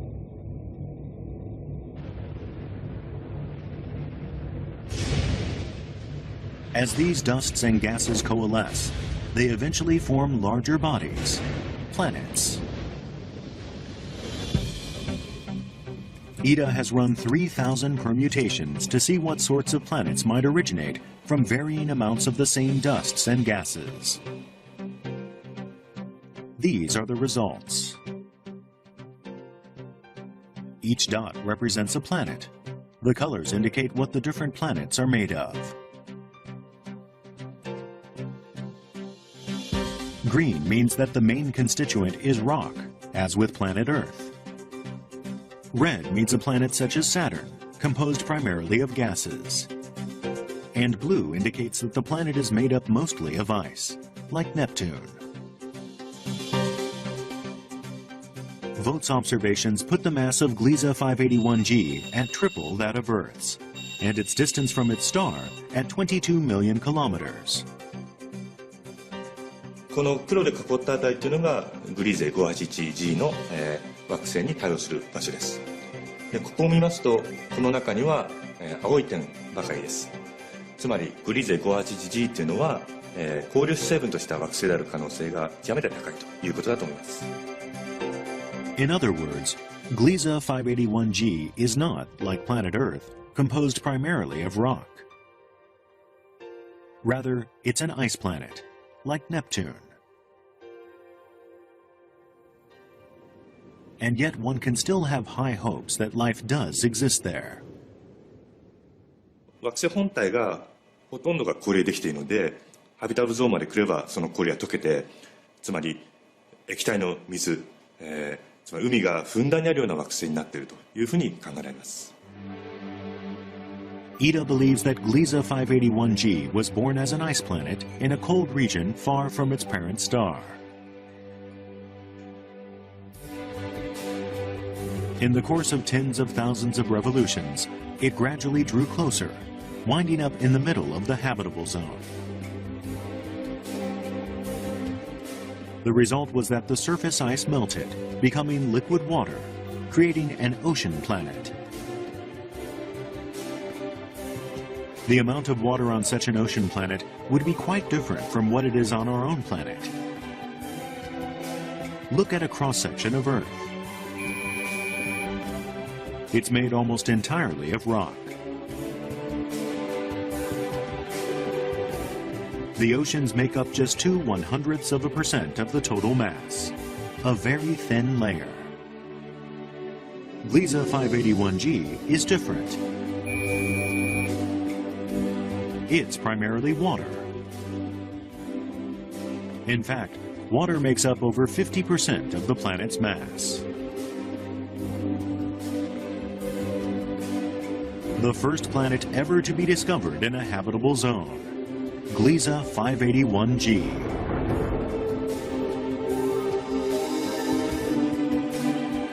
With a high probability of maintaining vast amounts of liquid water. Oceans bathed in the sunset-like glow of its red star.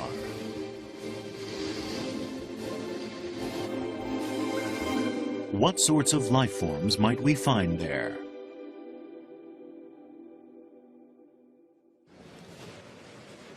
What does a biologist have to say about life on Gliese 581G, an exoplanet outside our solar system?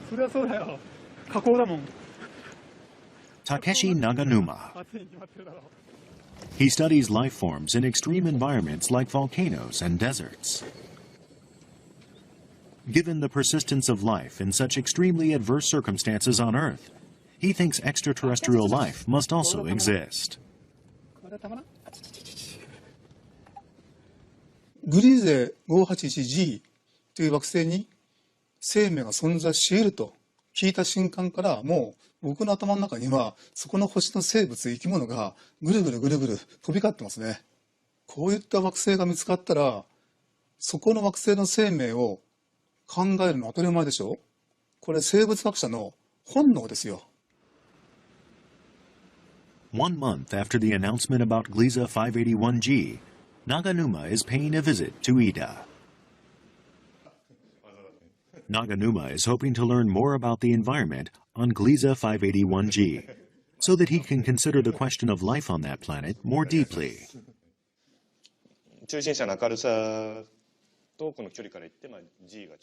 Ida's first step, to explain certain aspects of Gliese 581G's parent star. This brought up the question of the star's lifespan. 100億歳ぐらいというのはありえますね。だから生命が進化する時間としてはいくらでもある。Indeed, 10 billion years would be more than double the age of our own sun, which is only 4.6 billion years old. That would mean that Gliese 581G has had plenty of time to evolve complex forms of life. Ida says that Gliese 581G has plenty of water, but no land. The only rock on this planet lies deep within. With the ocean reaching depths of several thousand kilometers, there is no way that that rock could form dry land. Learning that there is no land there has convinced Naganuma that an Earth-like civilization could not develop on this planet. But the ocean would still be teeming with life, he says. What form would that life take? Let's take a look at the world of Gliese 581G as envisaged by Takeshi Naganuma.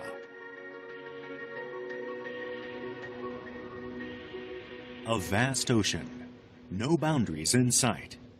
Within it, life. What are these? Creatures of Gliese 581G. They float near the surface, living off the red light by means of photosynthesis. Their flat shape enables them to process as much light as possible. Life exists not only near the surface, but in the depths as well. These tube-like creatures are an example. They move by propulsion, taking water in with their mouths and expelling it from their rear ends. At the same time, they filter plankton, from which they derive nourishment. Their flexible bodies can adjust to variations in water pressure, enabling them to range from the deep sea to shallower waters.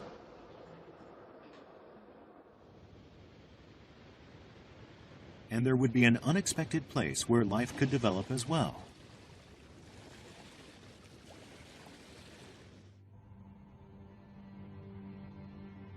Surrounding a planet that is triple the mass of the Earth, the atmosphere of Gliese 581G is estimated to be 100 times denser than Earth's.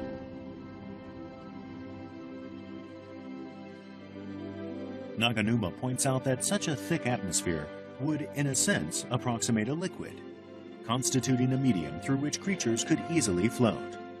So airborne creatures might emerge as well. Naganuma calls this particular extraterrestrial life form ball shoots. 3 eyes and a large brain.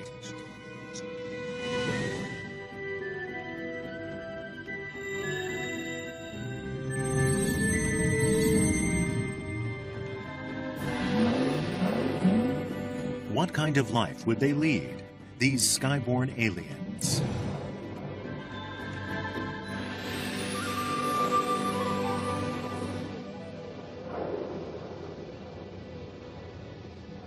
This is the Gliese 581G sky, and the life forms that dwell in it, as conceptualized by Naganuma. These ball chutes, short for balloon parachutes, produce methane and other light gases internally. By regulating the amount, they glide through the sky like hot air balloons above planet Earth. Or by expanding their bodies into the shape of an umbrella and then a parasol, they end their buoyancy and descend slowly like parachutes. They negotiate the skies at will, using their large brains and skillful bodies. But eyesight development helps evolve a totally different creature as well. One that puts its superior eyesight to savage use.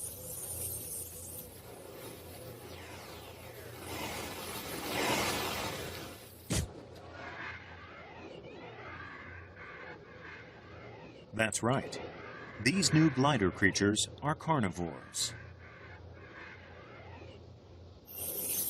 When they spot prey, they go into a power dive and spear their victim with their sharp jaws.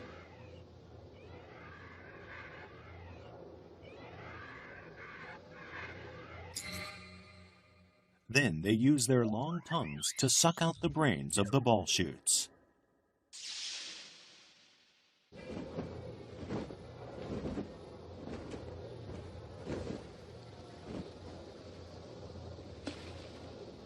A plausible view of life and death on Gliese 581G, whose long-lived son has given it time to evolve diverse life forms.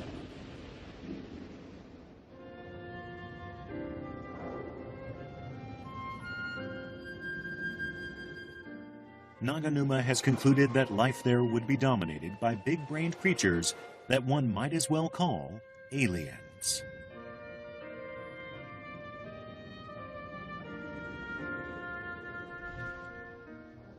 とても賑やかな世界だと思いますよ。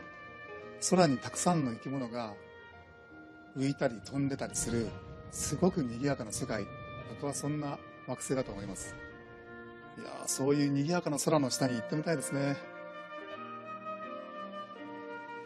The universe is teeming with life. That's a premise that scientists are busy turning into a conviction. Stephen Vogt, a co-discoverer of Gliese 581G, is himself setting forth on a new cosmic front. So this is the heart of the automated planet finder. Vogt has developed a device to search for planets like Gliese 581G automatically. You enter in the location of the fixed star near which you want to search for planets, and then it conducts the survey for you automatically. It's being installed at the University of California's Lick Observatory.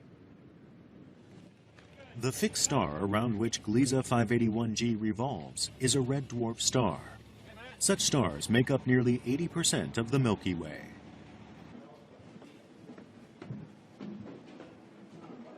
So Vogt is confident that there must be many more planets like Gliese 581G that are capable of sustaining life.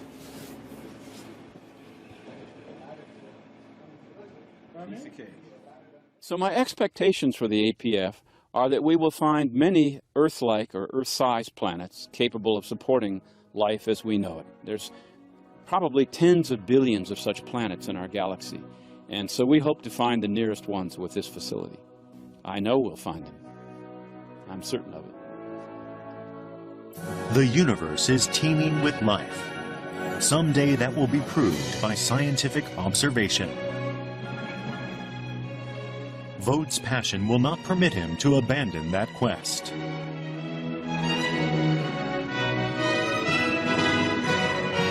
The scientists on the cosmic front lines of space exploration have detected places both within our solar system and far beyond it where life can exist.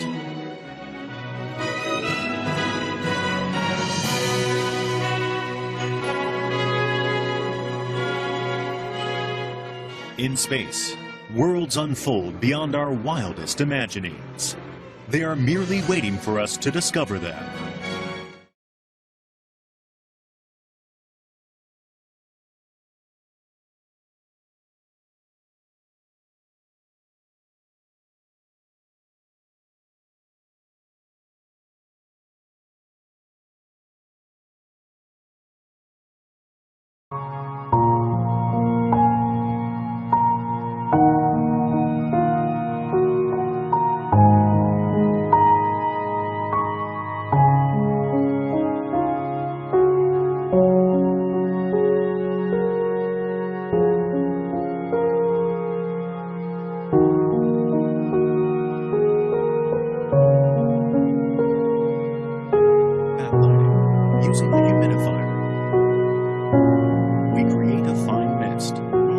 visible. But if we then shine a light on it from behind,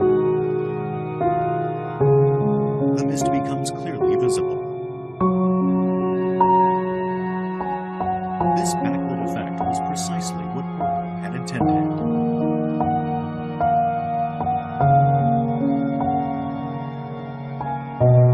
Let's return to that first Cassini image. If we look closely at the south pole of Enceladus, we see what Porco had been hoping to see, a conspicuously bright portion. A month later, a backlit Enceladus was photographed once again. In the same location, one could clearly make out filaments of light. A plume being sent from Enceladus into space. Analysis of the images revealed that this plume extended more than 100 kilometers. What really, I think, made everybody just stand back in awe was the magnitude of this phenomenon. July 14th, Cassini began a major phase of research. Reducing altitude to 168 kilometers, it made detailed observations of the terrain near the south pole of Enceladus. The mysterious moon then displayed features that even Porco had not anticipated. A number of vertical blue streaks. No craters at all. Just this series of parallel fractures stretching for 130 kilometers. The anticipated volcanic topography was not present, but it was equally clear that the area had seen robust geological change. It looks totally different, unique. Not only did the imaging team get this incredible look at this region that no one had ever really seen before, which is the south pole of Enceladus, and not only did we find that it was geologically unique, was characterized by this set of fractures, and was crater-free, very bright.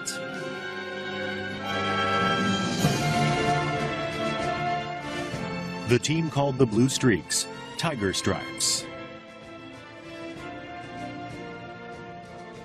The tectonic activity across this area was indicated also by the surface temperatures. The average on Enceladus is minus 200 degrees Celsius. But the tiger stripe showed a dramatic increase to minus 80 degrees Celsius. Some researchers estimate that the highest portions of that area rise to minus 20 degrees. Furthermore, the nature of the plume was revealed. Analysis of the data showed it to be comprised mainly of ice and water vapor. Conclusive images were also recorded. Clearly, what had looked like perhaps a single flare actually incorporated more than a dozen individual jets or geysers. Moreover, the jets were issuing along the tiger stripe fractures.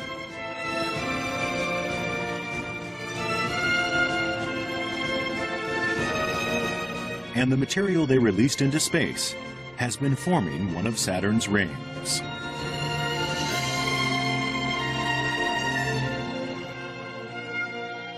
The bluish-white E-ring is thus a band of ice chunks formed by high-volume eruptions of ice from Enceladus. I keep calling it the Enceladus Interplanetary Geyser Park. You know, that would be a great place. That would be one of the sightseeing, top 10 sightseeing locales in the solar system. If we could actually land on the tiger stripes, we would be able to see their jets.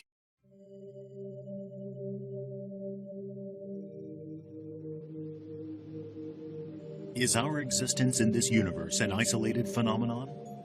Or is space in fact teeming with life?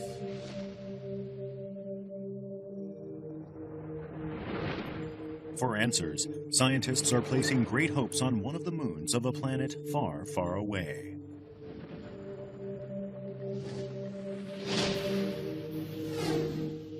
More than 1 billion kilometers from Earth lies the planet Saturn. Hidden amidst its rings is a moon with good prospects of harboring life.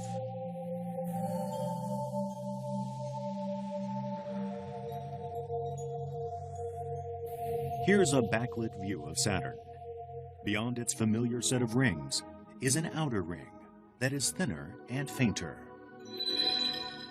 The E-ring, discovered in 1967. The bluish-white E-ring includes one extremely significant body circling Saturn.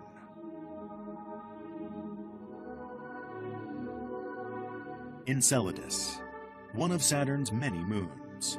Diameter 500 kilometers. Its bright white color comes from ice. Enceladus appears to be covered in it.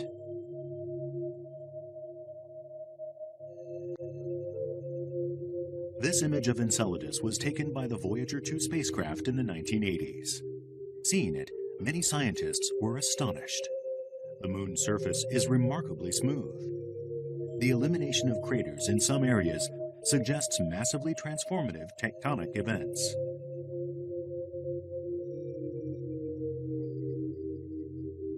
Could it be that whatever is happening on Enceladus has something to do with the E-ring? As we shall see, the very human desire to solve this riddle leads us to place great hopes on the existence of extraterrestrial life. And liftoff of the Cassini spacecraft on a billion-mile trek to Saturn. The Cassini Saturn probe left Earth in 1997.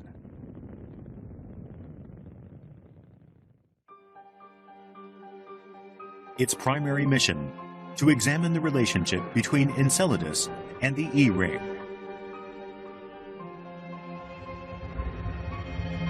Cassini's voyage to Saturn took 7 years. It reached the planet's vicinity in 2004. A quarter century after the Voyager mission, the mysteries of Enceladus are finally being addressed. In the western American state of Colorado is located the Cassini Imaging Laboratory. Here is where the imaging data collected by the Cassini probe are analyzed. The leader of the imaging team is Carolyn Porco. She says that starting with Cassini's very first image as it approached Enceladus, she was filled with astonishment. This was it. Enceladus appears darkly in this backlit image. Some might think the image anticlimactic, but Porco deliberately chose this backlit mode.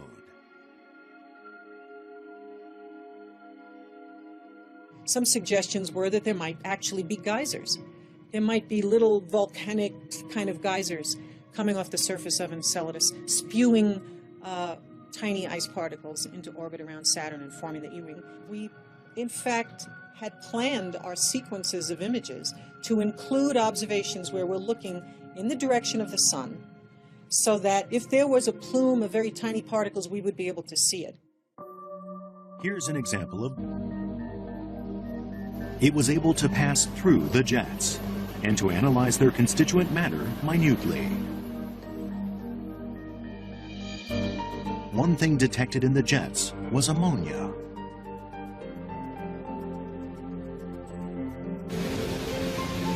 If ammonia is dissolved in water, it permits the water to maintain its liquid state, even in temperatures as low as -97 degrees Celsius. In other words, it functions like antifreeze. But there is another factor melting the ice on this frigid moon.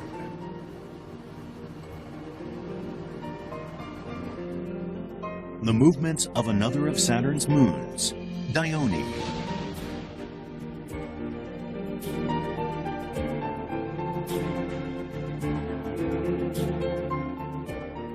Enceladus revolves around Saturn on an orbit in between Saturn and Dione. Enceladus completes one orbit every 33 hours. It takes Dione exactly twice as long, 66 hours, to complete its own circuit. As a result, once every 66 hours, Saturn, Enceladus, and Dione are all lined up, Subjected to the gravitational pulls of both these bodies, the spherical shape of Enceladus is distorted into an ellipsoid.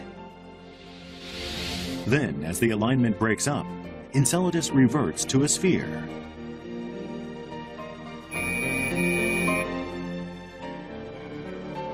When this happens enough times, the interior of Enceladus experiences a buildup of frictional heat. That melts some of the ice in the crust. It turns into liquid water. The hypothesis is that then, as the surrounding ice fractures, the water gushes out in jets. Maybe a body of liquid under the surface of Enceladus. So the jets are an indication to us, actually, that we have on Enceladus a place where life might have gotten started. An ocean under the ice of Enceladus, nurturing diverse forms of life. That's the vision of another scientist as well. Yasuhito Sekine is a scientist at the University of Tokyo. He believes that the warm environment of this ocean under the ice serves as a cradle of life. エンケルダスが土星からの重力の影響を受けて歪むわけです。で、その歪んだのがですね、氷の近くだけじゃなくて海の下の岩盤までおそらく歪んでて、そこで歪むことによって熱が発生すると。Such gravitational distortions have huge consequences. Sekine believes that not just the icy crust, but the underlying rock is affected as well, producing frictional heat.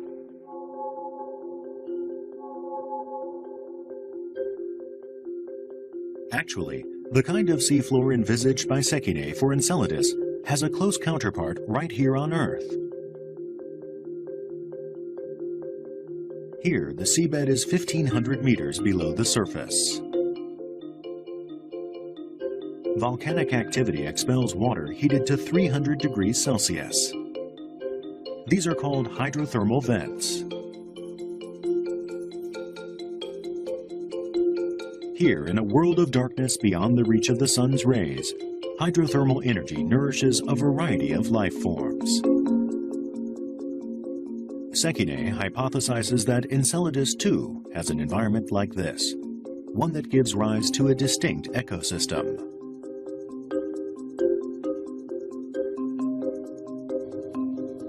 In 2009, Cassini observation data were announced, data that apparently supported Sekine's hypothesis. An article in the science journal Nature detailed He has found microorganisms in all of these samples. This image conveys the fantastic capabilities of these microbes. The white images are microorganisms. The black background is the water. The membranes covering these creatures' cells is made of material that protects them from freezing. Rather than freezing themselves, they melt the surrounding ice. It has been confirmed that there are certain forms of life capable of existing in a minus 40 degrees Celsius environment. I believe it is very possible that there could be life in the tiger stripes of Enceladus. They're much hotter than what anyone believed possible, and we now know that microorganisms live in glacial ice all over the planet Earth. Therefore, there could be microorganisms alive and thriving in the tiger stripes of Enceladus. Considering the sheer tenacity of life, it could well exist on Enceladus too. Of that, Hoover is convinced.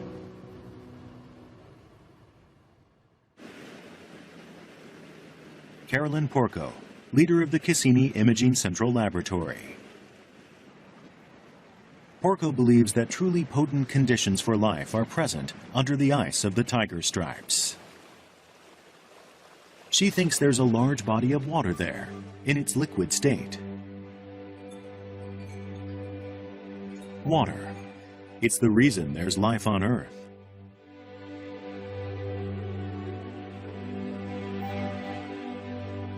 Across our globe, all sorts of life forms use water in all sorts of ways. Porco is convinced a huge amount of water lies under the tiger stripes.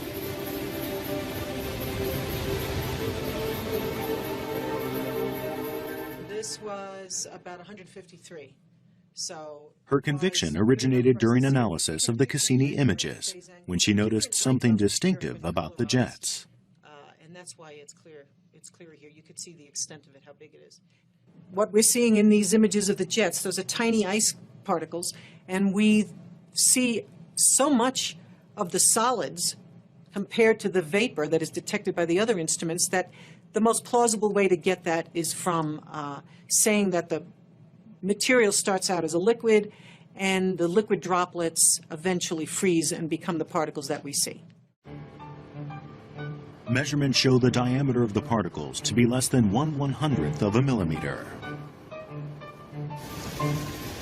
If these geysers were shooting out only broken up bits of surface ice, it is difficult to explain how so many particles could become so small. But if it was water that was gushing up, freezing after the spray had become droplets, then that would explain the large quantity of ice particles. But Saturn, around which Enceladus revolves, is 1.4 billion kilometers from the Sun. That's 10 times farther away than Earth. That's why the surface temperature of Enceladus averages minus 200 degrees Celsius. Any water on it would freeze, becoming ice. On this moon of ice, how could a large body of water exist in a liquid state? NASA's Jet Propulsion Laboratory, JPL, is located in the suburbs of Los Angeles. Inside is the control room for the Cassini space probe. Today they are again instructing the probe, 1 billion kilometers away near Saturn. Recently, Cassini has uncovered facts supporting the theory that liquid water is present on Enceladus. In October of 2008, Cassini drew very close to Enceladus on a low-altitude flyby, ejecting ice and vapor from the ice fissures at fearsome speed, some 100 meters per second.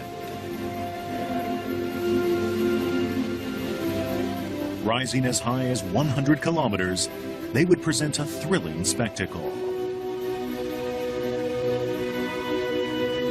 And many scientists have begun to believe that Enceladus must harbor life.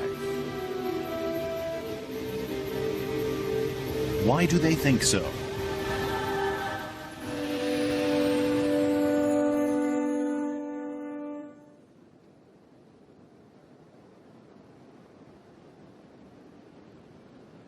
The Austrian Alps have an elevation exceeding 3,000 meters.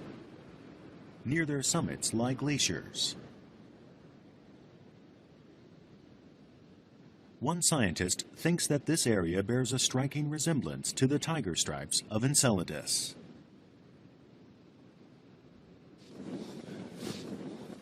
Richard Hoover is an astrobiologist with NASA. This is a world of extreme cold, minus 15 degrees Celsius, even in daytime. An ice cave provides entry to the inside of a glacier.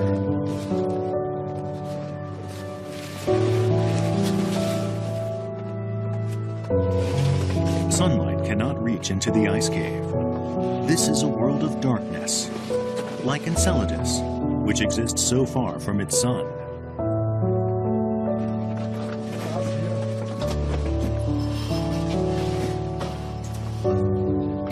Into the ice.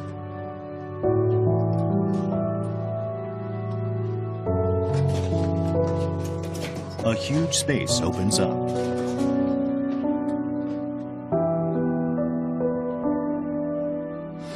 It's incredible. Fantastic. This is absolutely magnificent. This has been dubbed the Ice Palace.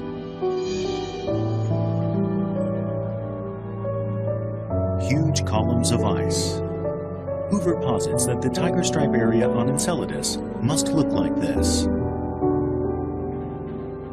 these spectacular ice stalactites hanging down from the surface and from the walls. These kinds of formations may actually be occurring in the tiger stripes of Enceladus also, where the ice crystals are forming and then under the gravitational field falling inward toward the center within the crevasses of these magnificent tiger stripes.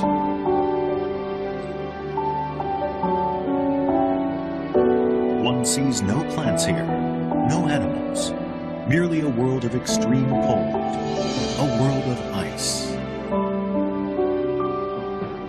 It might appear that no life could exist in such an environment.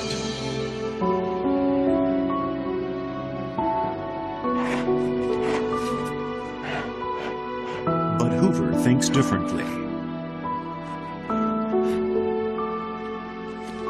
He extracts an ice core and carefully bags it.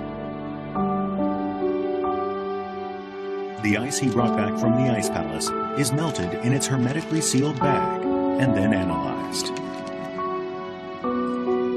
First step, microscopic examination. Nice motility. Looking right here. This is a bacteria swimming. You see? Yeah. Microorganisms living in a world of ice. Here too, nothing but ice, it had seemed. Yet there was life.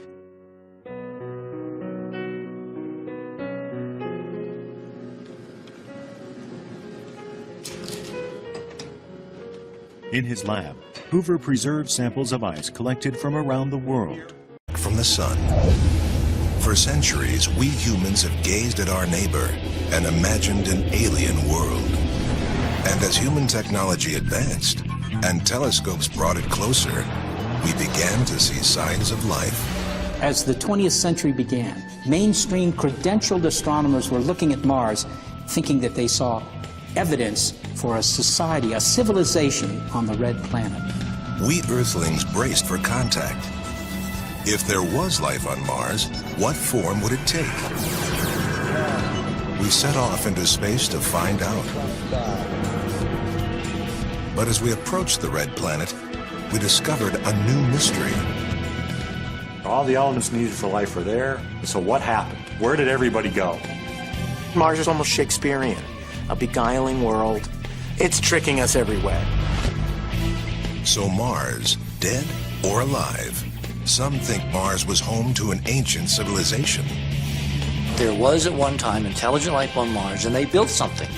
But the evidence continues to elude us. If there's life there, we'll find it. Across the globe, the race is on for the greatest discovery of all. Join skeptics and believers alike as we try to answer the age-old question, is there life on Mars?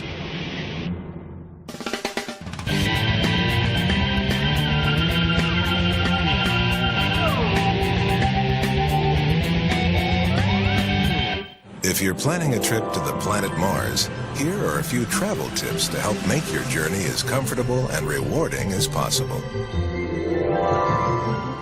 All in all, the expedition will take about 2.5 years, including approximately 12 months aboard your interplanetary spaceship. So make yourself comfortable. Plan your provisions carefully. You'll need to bring plenty of water. At this time, there's no liquid H2O anywhere on the planet's surface. You'll also need an effective spacesuit and a sufficient supply of breathable air. Finally, remember, Mars is about 1.5 times further from the sun than Earth, which makes this a cold world. The temperature can drop to a chilly minus 130 degrees Fahrenheit. So dress warmly. These technical issues aside, Mars has a lot to offer. It is home to the largest known volcano in our solar system, a magnificent Grand Canyon, and breathtaking deserts. For those of you interested in culture, a visit to the notorious Face is a must. We know you have a choice, so thank you for choosing the planet Mars.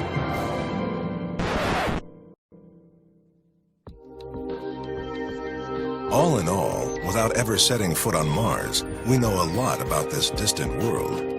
But what we don't know is, what about life? When the first astronauts arrive on Mars, who or what will they find? Will aliens be there to greet us? Or is no one there at all? Inquiring minds want to know, is there life on Mars?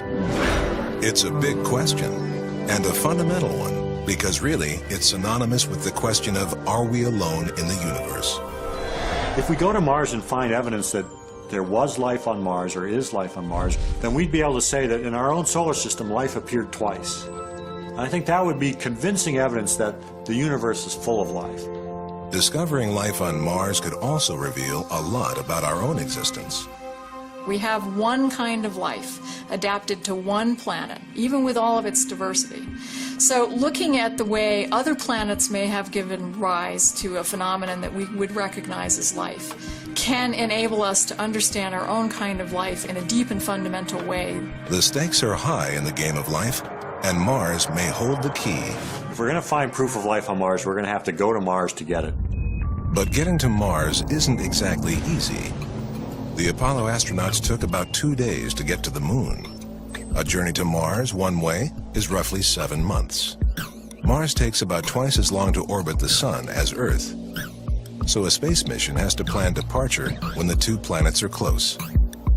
The challenge of bringing a mission back is incalculable in complexity. Just one of the reasons no manned mission has ever been attempted. But that's exactly what Dr. Robert Zubrin of the Mars Society wants to do. Bob Zubrin, an astronautical engineer with 15 years of experience in the space industry, has been planning a trip to Mars for the last 2 decades, and he's come up with a novel way to do it. If we want to go to Mars, we need to travel light, live off the land. What makes a Mars mission so prohibitively expensive is the amount of mass, mostly rocket propellant, you have to send there and back. Instead, Dr. Zubrin came up with the following plan. Take supplies enough to get there, then make what you need on the planet. There's 3 things we want to make on Mars. First, most importantly, propellant. After that, water. And third, oxygen. We can make all 3 with this machine. Here's how the machine works. The Martian atmosphere is 95% carbon dioxide gas. We pump that into the reactor. We mix that with a little bit of hydrogen. You can make that reaction produce either methane or carbon monoxide or any mixture of the two. And water.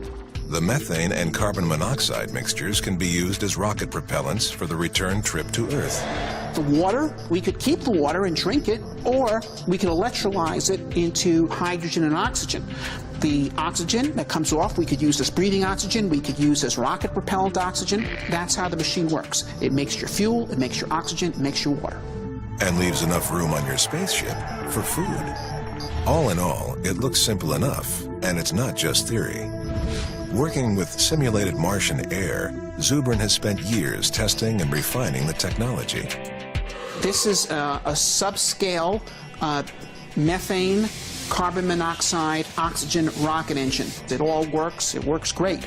These are great propellants. We start them right up with a spark plug time after time. In a way, Zubrin has done all this to make a point. Current thinking is that it is too expensive and dangerous to send a manned mission to Mars.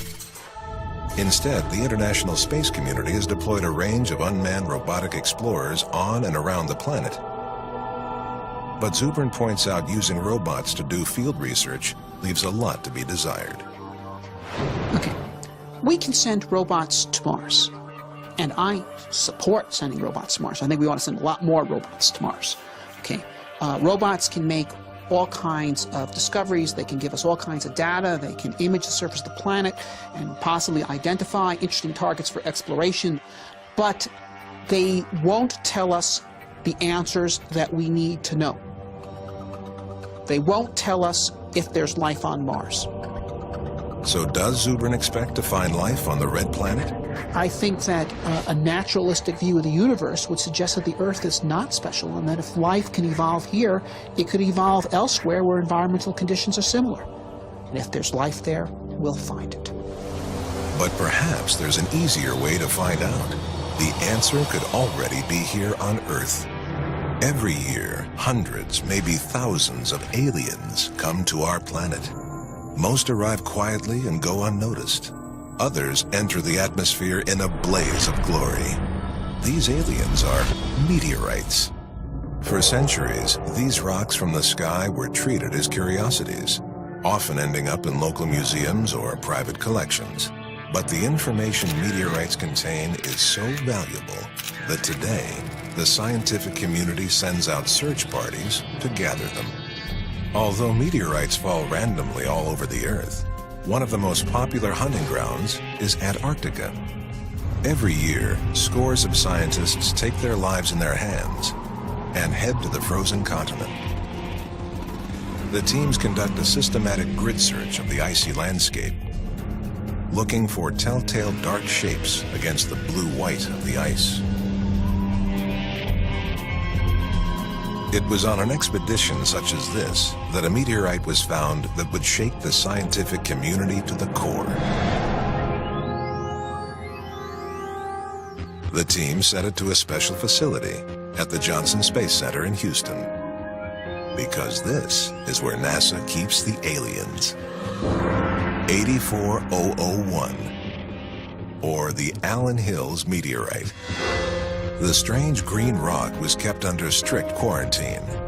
It was processed, examined, and rigorously interrogated for information about its home world. It took 10 years, but investigators finally got the truth.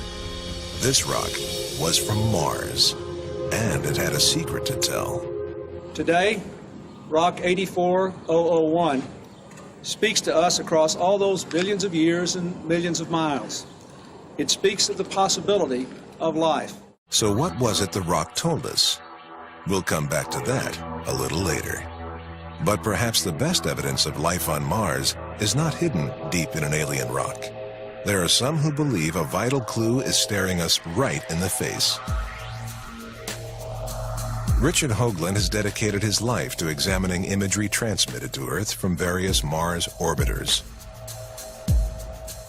Surveillance systems that have circled the red planet for over 30 years now.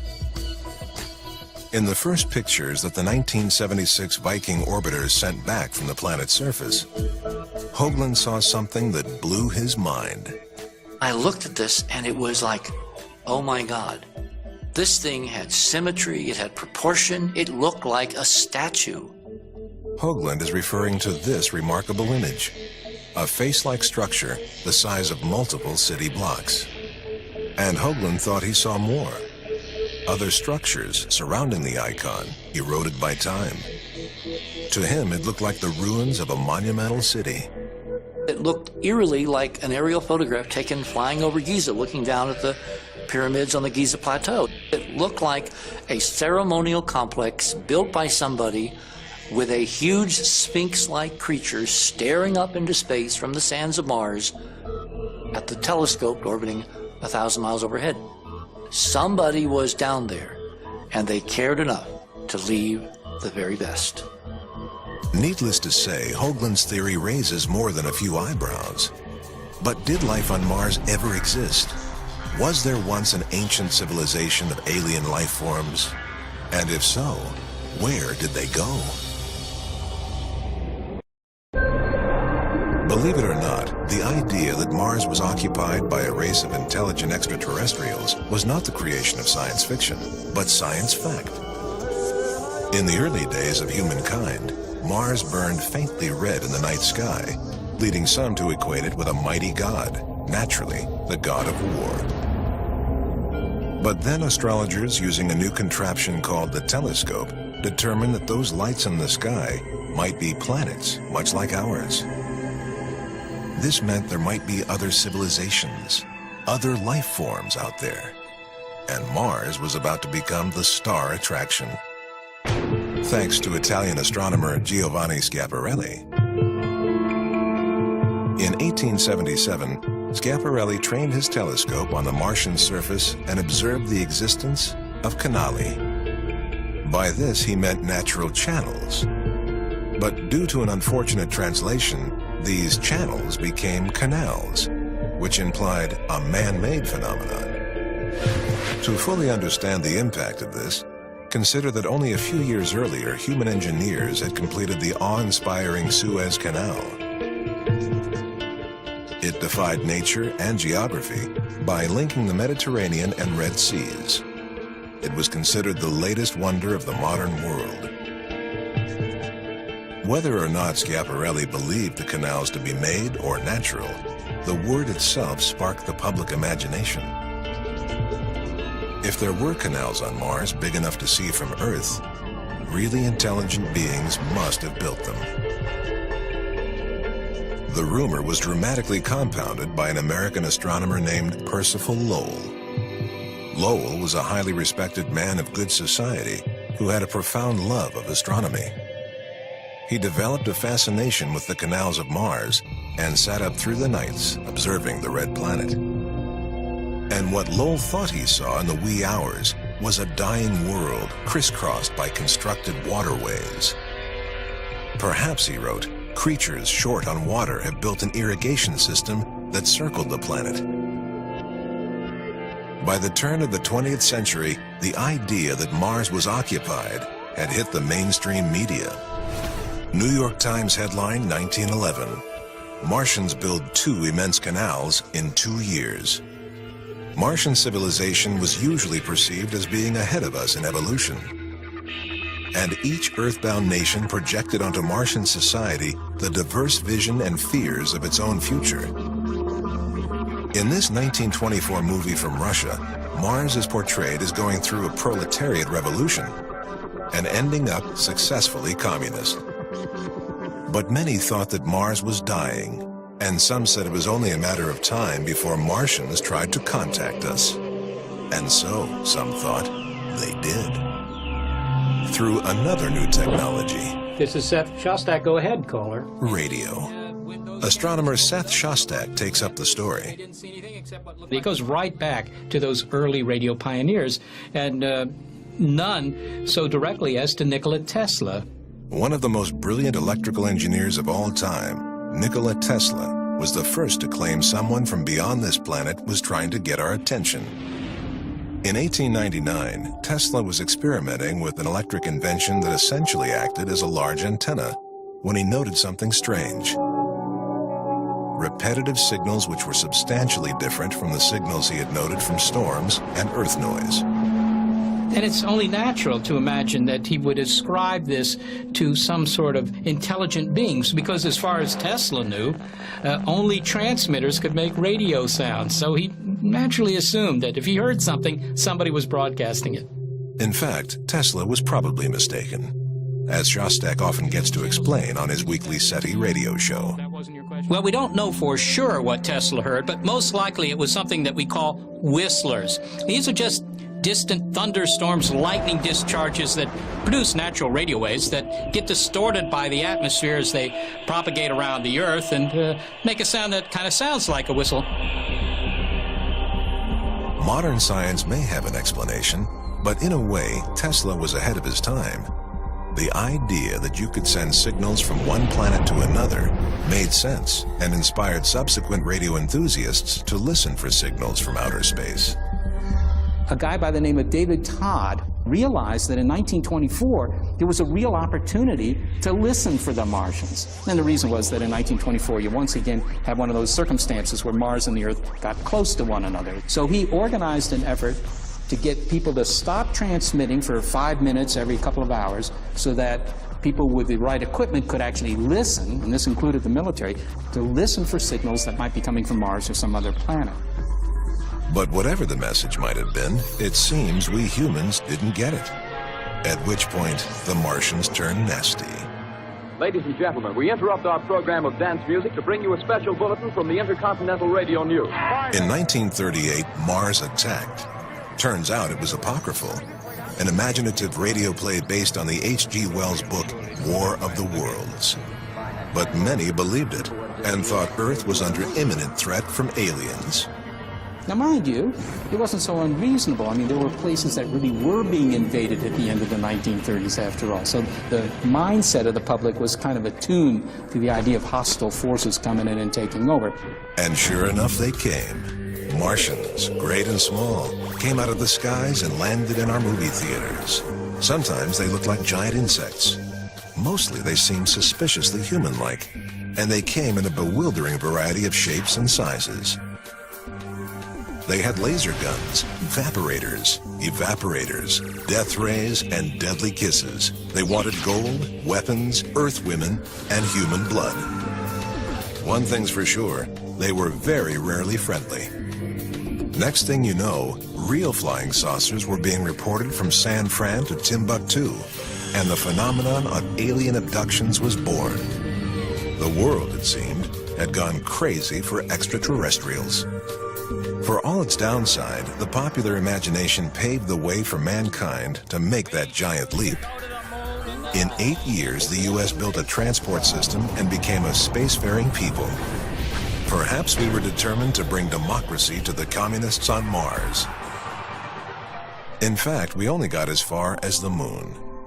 And while there were no aliens up there, you might argue that if we could make the trip, then extraterrestrial life capable of interplanetary flight was at least a possibility. So what about Mars? As our technology got better, we sent a robotic scout to the Red Planet. The landing was a success. The robot touched down, turned on the camera, and we finally got a good look at Mars. It wasn't what we expected. How disappointing after centuries of assumption that Mars was inhabited, that it had cities, it had canals, and the reality was that it was just this terrible, awful, dead-looking place. Ladies and gentlemen, we regret to inform you, Mars is dead. Or is it? Mars may be unoccupied now, but if we're to believe Richard Hoagland, the Red Planet once hosted a magnificent civilization. Hoagland is the principal investigator of the Enterprise mission, a loose collection of scientists, researchers, and Mars enthusiasts. They've spent years trying to prove this extraordinary theory. For Hoagland, it boils down to this. If I had one catchphrase to describe the whole problem of convincing scientists that there is really an ancient civilization on Mars, it would be, it's the geometry. Take the face-like structure from this 1976 Viking orbiter image. NASA claims it's a naturally occurring rock formation. Richard Hoagland thinks there's more to it. If you actually look at proportions, where the mouth is, where the nose is, where the eyes are, they conform to commonly accepted statues and representations of human forms that go back literally thousands of years. And Hoagland has found what he believes to be a highly complex geometric relationship between various structures centered around the face. Hoagland claims that the layout of this region, named Cydonia, is similar to what we see in ancient ceremonial complexes on Earth. There are alignments, there's parallelisms, there's right-angle rectilinearity. They also appear to have a specific geometric relationship to the face, to another massive structure down here, to other structures. To prove his theory, Hoagland and his colleagues have applied a series of computer image analysis programs, looking for, well, basically things that don't match the surrounding landscape. And the face and a couple of other structures register as anomalies, implying, he says, artificial constructions. This is the real image, and this is the fractal representation. And again, it's the signal strength is basically... Strictly speaking, a computer will find whatever you program it to look for. It doesn't actually determine whether or not the artifact is natural. But Hoagland claims there are some things you can see for yourself. Take this pyramid, an apparently perfect tetrahedral form with an accurate apex and sharp angles.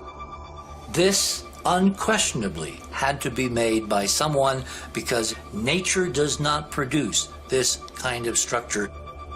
If we were to land someday, find the entrances to this thing, walk inside, because if the exterior is preserved in this extraordinarily pristine form, imagine what waits us on the inside.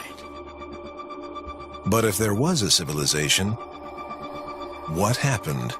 That's where things get interesting, but that's where we obviously cross the line from science to speculation. We have no ground truth, unfortunately. So why isn't NASA all over this? Hoagland thinks the government is hiding something. I believe there's a cover-up. Call it a conspiracy if you will, except they're not called conspiracies, they're called policies. And why? Well, according to Hoagland, it goes back to an obscure Brookings Institution study commissioned by NASA and published in 1960. There is a section devoted to the implications of NASA's discovery of extraterrestrial life. And the document recommended that if we were to discover, i.e. NASA were to discover evidence of extraterrestrials, that it should be basically kept secret because it had the potential at the limit to destroy civilization. The argument seems to be that where a civilization comes into contact with one more technologically advanced, that civilization's in trouble. So does this mean the government is covering up aliens to prevent a societal meltdown? It's a bit of a stretch when you consider that all the Brookings report actually suggested was that we should do more studies. Hardly sinister stuff. Seth Shostak thinks there's a fundamental flaw in Hoagland's cover-up theory. Well, doggone it, if the aliens are really here and they're really advanced and they're really malevolent, as they could conceivably be, then it really doesn't matter what the government does it? This is Bambi meets Godzilla, and Godzilla's gonna win. This from someone who believes there's life beyond Earth. Shostak works for an organization that operates on the assumption that not only is there life out there, some of it has technology. This is the Allen Telescope Array, built and operated by the University of California at Berkeley and the SETI Institute. SETI stands for the Search for Extraterrestrial Intelligence. It may seem out there, but SETI is an entirely scientific operation, manned by astrophysicists, engineers, and planetary scientists. Their objective is simple. It's really easy to send signals between the stars. That's the bottom line fact. There might be thousands, millions, or more societies that are sending information from one star system to the other. Why not look for them? SETI is essentially eavesdropping on the universe in an attempt to pick up a signal from outer space. To do this, SETI uses highly sensitive radio receivers that scan systematically through the billions of star systems in our universe. It's like scanning through your car radio dial as you travel cross-country, but on a cosmic scale. Now, what kind of signal are we looking for? We don't care. Looking for the message requires a different kind of technology that we haven't built and won't build until we find that they're on the air. We're just looking for a signal that tells us, hey, their transmitter switch is on. It may seem like looking for a needle in a haystack, but astronomy has made enormous progress in identifying the stars and planets beyond our solar system, which, combined with ever-improving technology, allows SETI to search with more precision. The motive, however, is as old as mankind itself.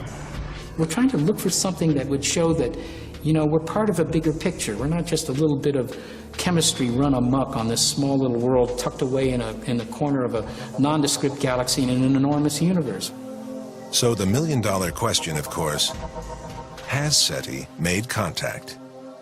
In 1997, we picked up a signal using the telescope in West Virginia that looked like the real thing. And we got quite excited to the point where everybody was glued around the computer monitors just looking at what was going on. The signal had all the qualities SETI looks for in an alien contact. It occurred on a very narrow frequency. This is key because while nature produces radio waves aplenty, they are like broad static across the dial. This one was emanating from a specific location in the cosmos. Throughout the night, scientists were on the edge of their seats trying to pin down the source.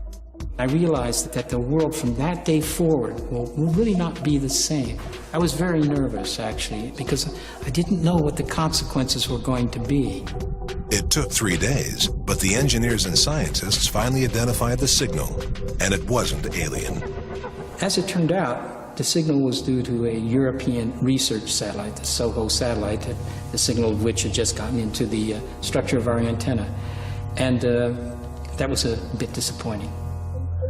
In conclusion, then, the industry experts, SETI, have not yet found any evidence of extraterrestrial intelligence. As of now, one thing you can say, and that is we have not conclusively proven the existence of any life, intelligent or not intelligent, beyond the bounds of Earth. And what about Mars? Martian monuments aside, you'd be forgiven for thinking that 30 years of remote observation has done nothing but confirm our nearest neighbor is dead. But in fact, life on Mars has begun to make a comeback. It's all about water. When NASA scientist Chris McKay saw those 1976 Viking images of a dry, barren Mars, he was intrigued. I remember the overwhelming impression I got was the lights are on, but nobody's home. What McKay is referring to is what he poetically calls the ghost of water past. He's offered to meet us in the Mojave Desert to explain. There's no water in this lake bed now, but the geology, the surface of the ground, shows evidence that there was water here. And that's what we see on Mars. We see dry lake beds. We see river beds that have no water in them, but clearly did at one time. And this is the evidence that Mars had water. And it's that water that's of interest to us from a biological point of view. Although, in fact, the Mojave gets a whopping 5 inches of rainfall every year, Dr. McKay uses this desert as a near waterless zone to conduct experiments relevant to his theory about Mars. And life, it seems, can thrive nicely in these conditions. We find microscopic life, microscopic algae, that have learned to survive under dry conditions. This organism, this algae, is the dry version of pond scum. They wait out in the dry for months, maybe years, and then a rain comes and they very quickly set up shop and do their biological thing, and then it gets dry and they shut down and wait again. Dr. McKay certainly isn't claiming that Mars is populated by desert algae, but he thinks the odds are in favor of past life. If we were to imagine what would the last Martian have been like as Mars went from a fairly wet, Earth-like environment to the dry desert that it is today, it would have been probably an organism like this. Microbes. So much for the Martian monsters of the silver screen. But microbes bring us full circle. The fact is, some scientists believe we've already found life on Mars. And it's all because of mysterious clues in a Martian meteorite. Turns out our favorite Martian may be more like our favorite microbe. The 1976 Viking mission to Mars was a triumph of modern space exploration. But one unexpected bonus was information that could be used to further study our alien visitors. The unidentified meteorites sitting in cold storage on Earth. Well, we've had meteorites we've known were meteorites for 100 years, but we didn't know they came from Mars until Viking landed and measured the gases in the atmosphere, and scientists studied the gases in these meteorites and showed that they were the same. But how does a Martian rock get to Earth? Scientists think that some explosion, probably caused by the impact of an asteroid hitting Mars, blasts a rock off the planet and into space. It then hurtles around our solar system until, if it's very lucky, it gets caught by the gravity of our blue-green planet and plunges to Earth. Imagine the odds. For NASA scientist Dr. Everett Gibson, this event began a remarkable voyage of discovery. For one to have life, you have to have the presence of water, you have to have the presence of carbon, you have to have an energy source, and you have to have geological processes. All of these four fundamental things are seen within the Martian meteorites. So, the conditions could be right for life to exist on Mars, perhaps in the past. And it seemed the NASA team was about to prove it. Thanks to that odd little meteorite, 84001, from Mars. 600 million years after this rock was formed in the crust of Mars, you get water percolating through the rocks. It's saturated in carbon dioxide from the Martian atmosphere. As the water basically evaporates away, it potentially leaves the carbonate behind. So the meteorite confirmed that Mars had once been wet. But there's more. The carbonates contain organic matter. The carbonates contain an iron oxide mineral, magnetite. Here on Earth, magnetite, essentially magnetic crystals, are often produced by microscopic life forms. This was getting exciting. Using the most powerful microscope at their disposal, the investigators now looked even closer and got the surprise of their careers. they saw what looked like minute worm-shaped structures. Quietly elated, the scientists were cautious. We said one explanation could have been biology operating. Could have been the signatures of something like a life process. So was this finally confirmation of life on Mars? Well, from the moment they were announced, the microbes have been controversial. Critics say that the carbonates, organic matter, and magnetite crystals can be explained through other non-life processes, and many believe that the worm-like structures are actually clumps of a coating material used to examine the sample in the laboratory. Still, others point out that the rock could have been contaminated at any time, perhaps when it was lying around for thousands of years here on Earth. Nevertheless, the possibility of ancient Martian bacteria raised the ante on life on Mars. If once upon a time Mars was warmer and wetter and had some early form of microbial life, did it survive, thrive, and grow up to build like an Egyptian? Well, it's a nice idea, but seems unlikely when you consider that conditions on Mars are dry, radioactive, and extremely cold. How could anything survive in this hostile environment? But we could be underestimating the nature of life itself. Microbial life, that is. Believe it or not, astrobiologist Penny Boston is searching for life on Mars by dropping deep into this heart of darkness. This is a lava tube, a subterranean cave formed by underground lava flows during volcanic eruptions that occurred thousands of years ago. And Boston has someone she wants us to meet. Sometimes they're in crevices. Sometimes they're kind of hard to see. Is this when the scary monster reveals itself?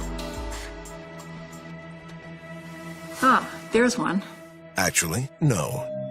This is an extremophile.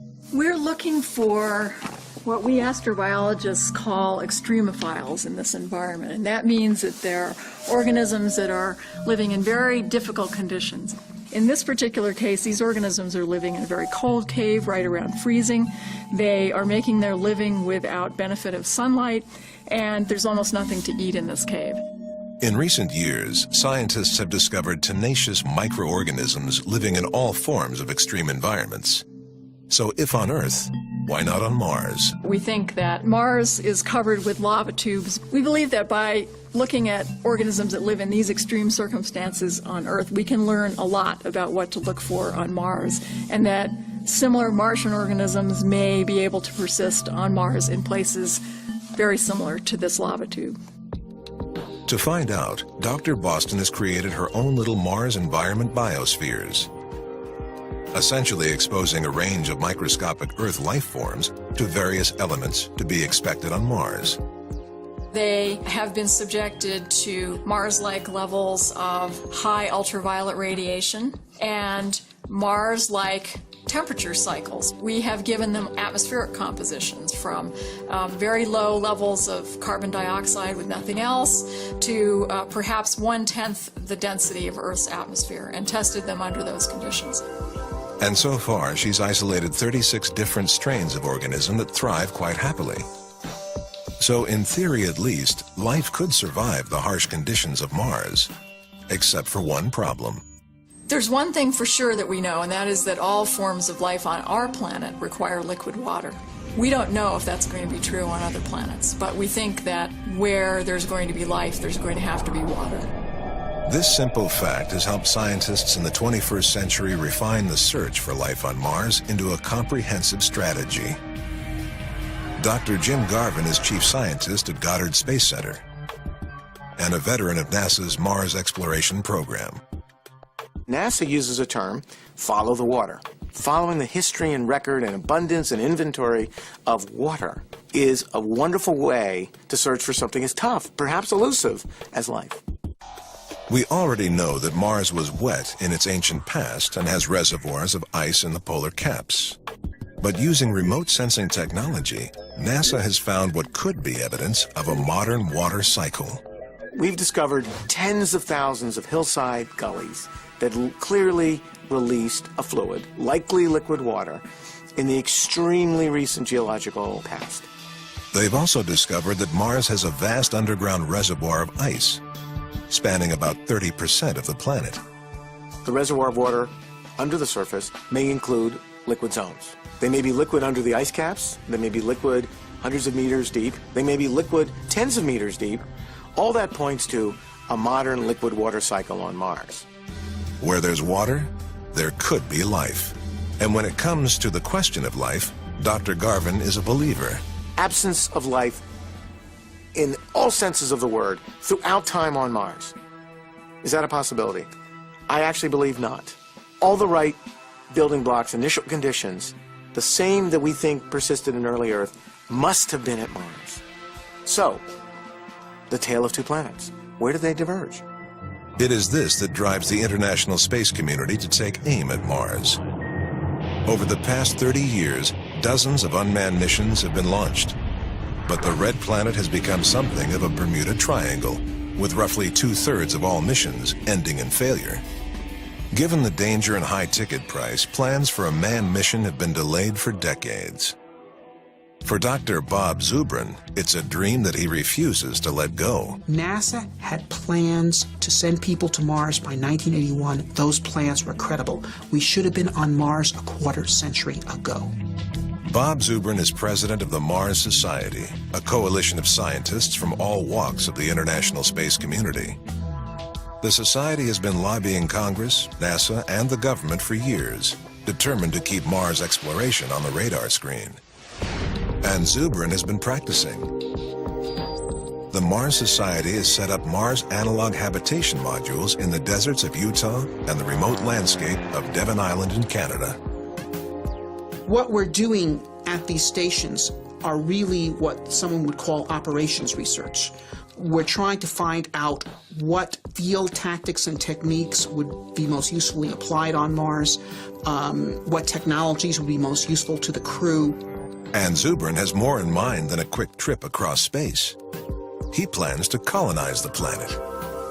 We're going to Mars because Mars is the planet that has on it the resources needed to support life, and therefore potentially someday human civilization. For Zubrin, Mars is the new frontier.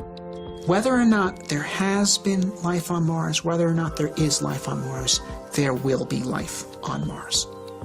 And it will be us. Zubrin isn't the only one with plans for the Red Planet. Dr. Chris McKay champions another idea, essentially to kickstart the biosphere.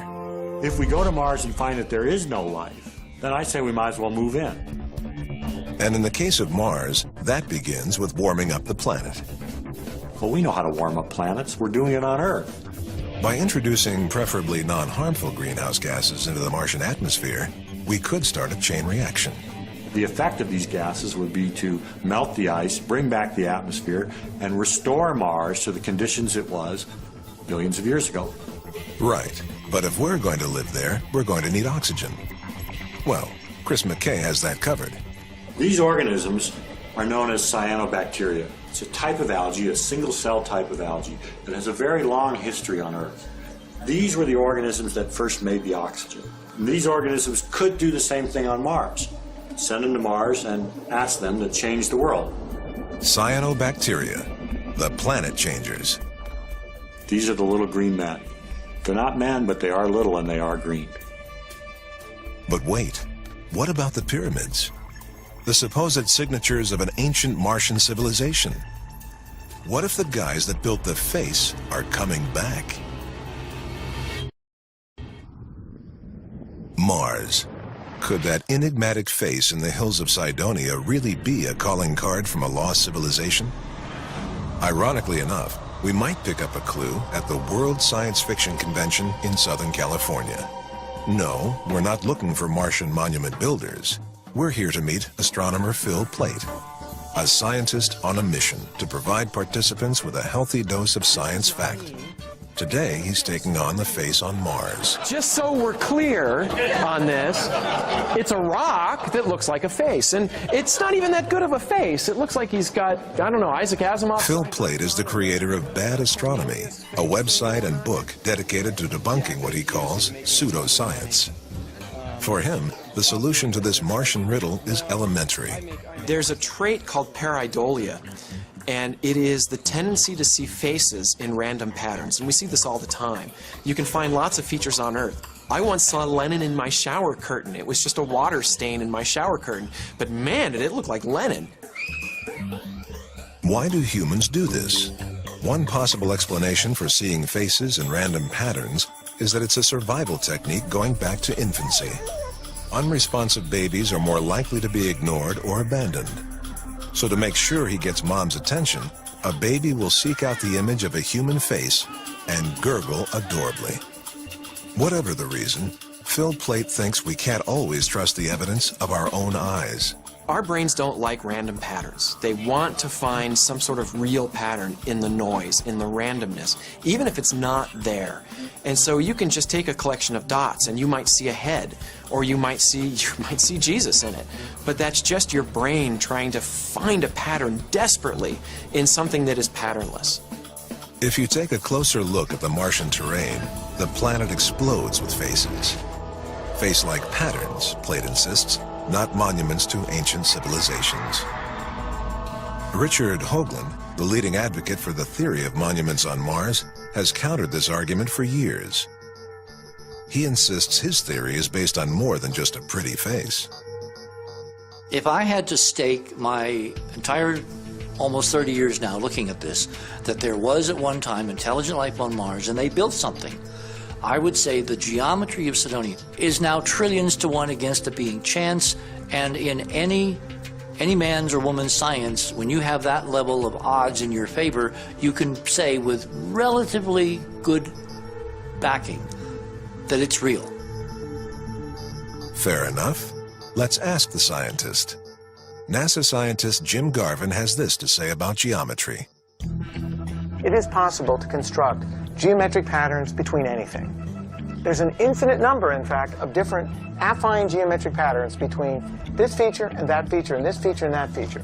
To read one as being the answer to this particular small patch of Mars is extremely challenging to me and to the science community.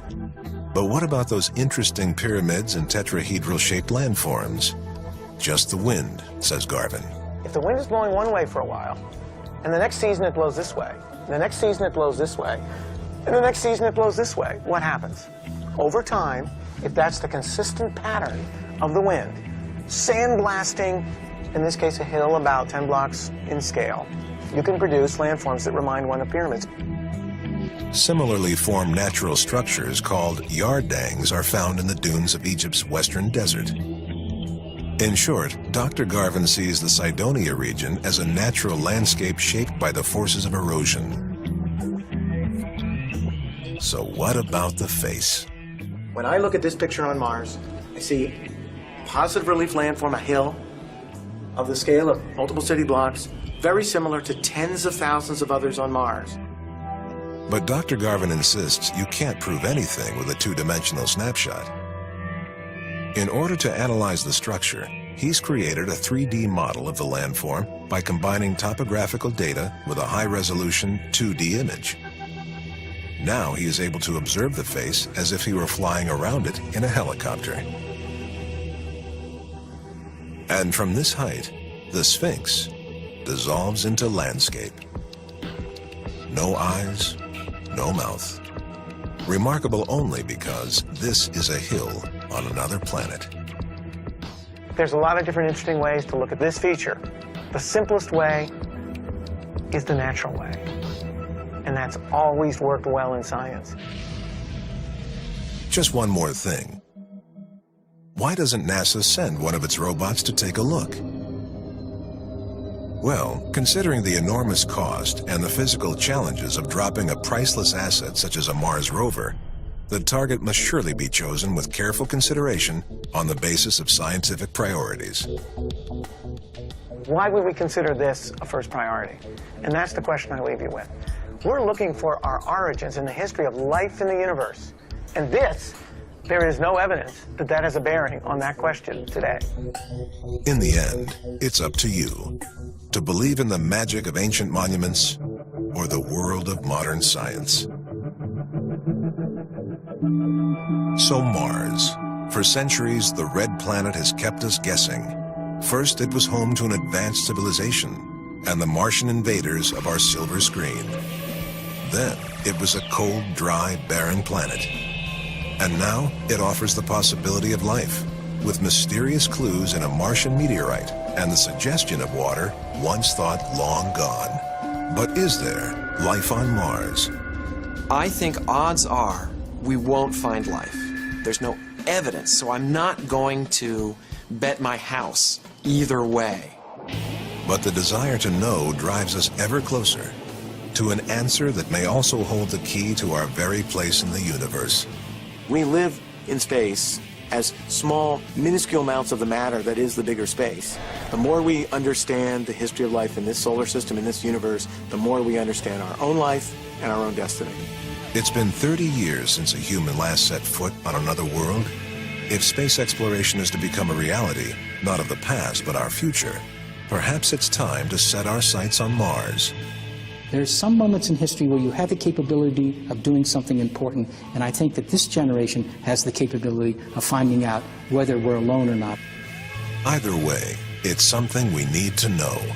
If we search the universe and we find no evidence of life, we should start taking seriously the possibility that life on Earth is unique, really unique, and that in a very real way, the contribution of Earth to the rest of the galaxy, to the rest of the universe, may be life itself. Alone in the vastness of space, perhaps even the worst of our Martian nightmares is better than galactic solitude. One thing is certain. Our best hope for finding out if life exists in the universe lies on our sister planet, the Red Planet, the remarkable neighbor we call Mars.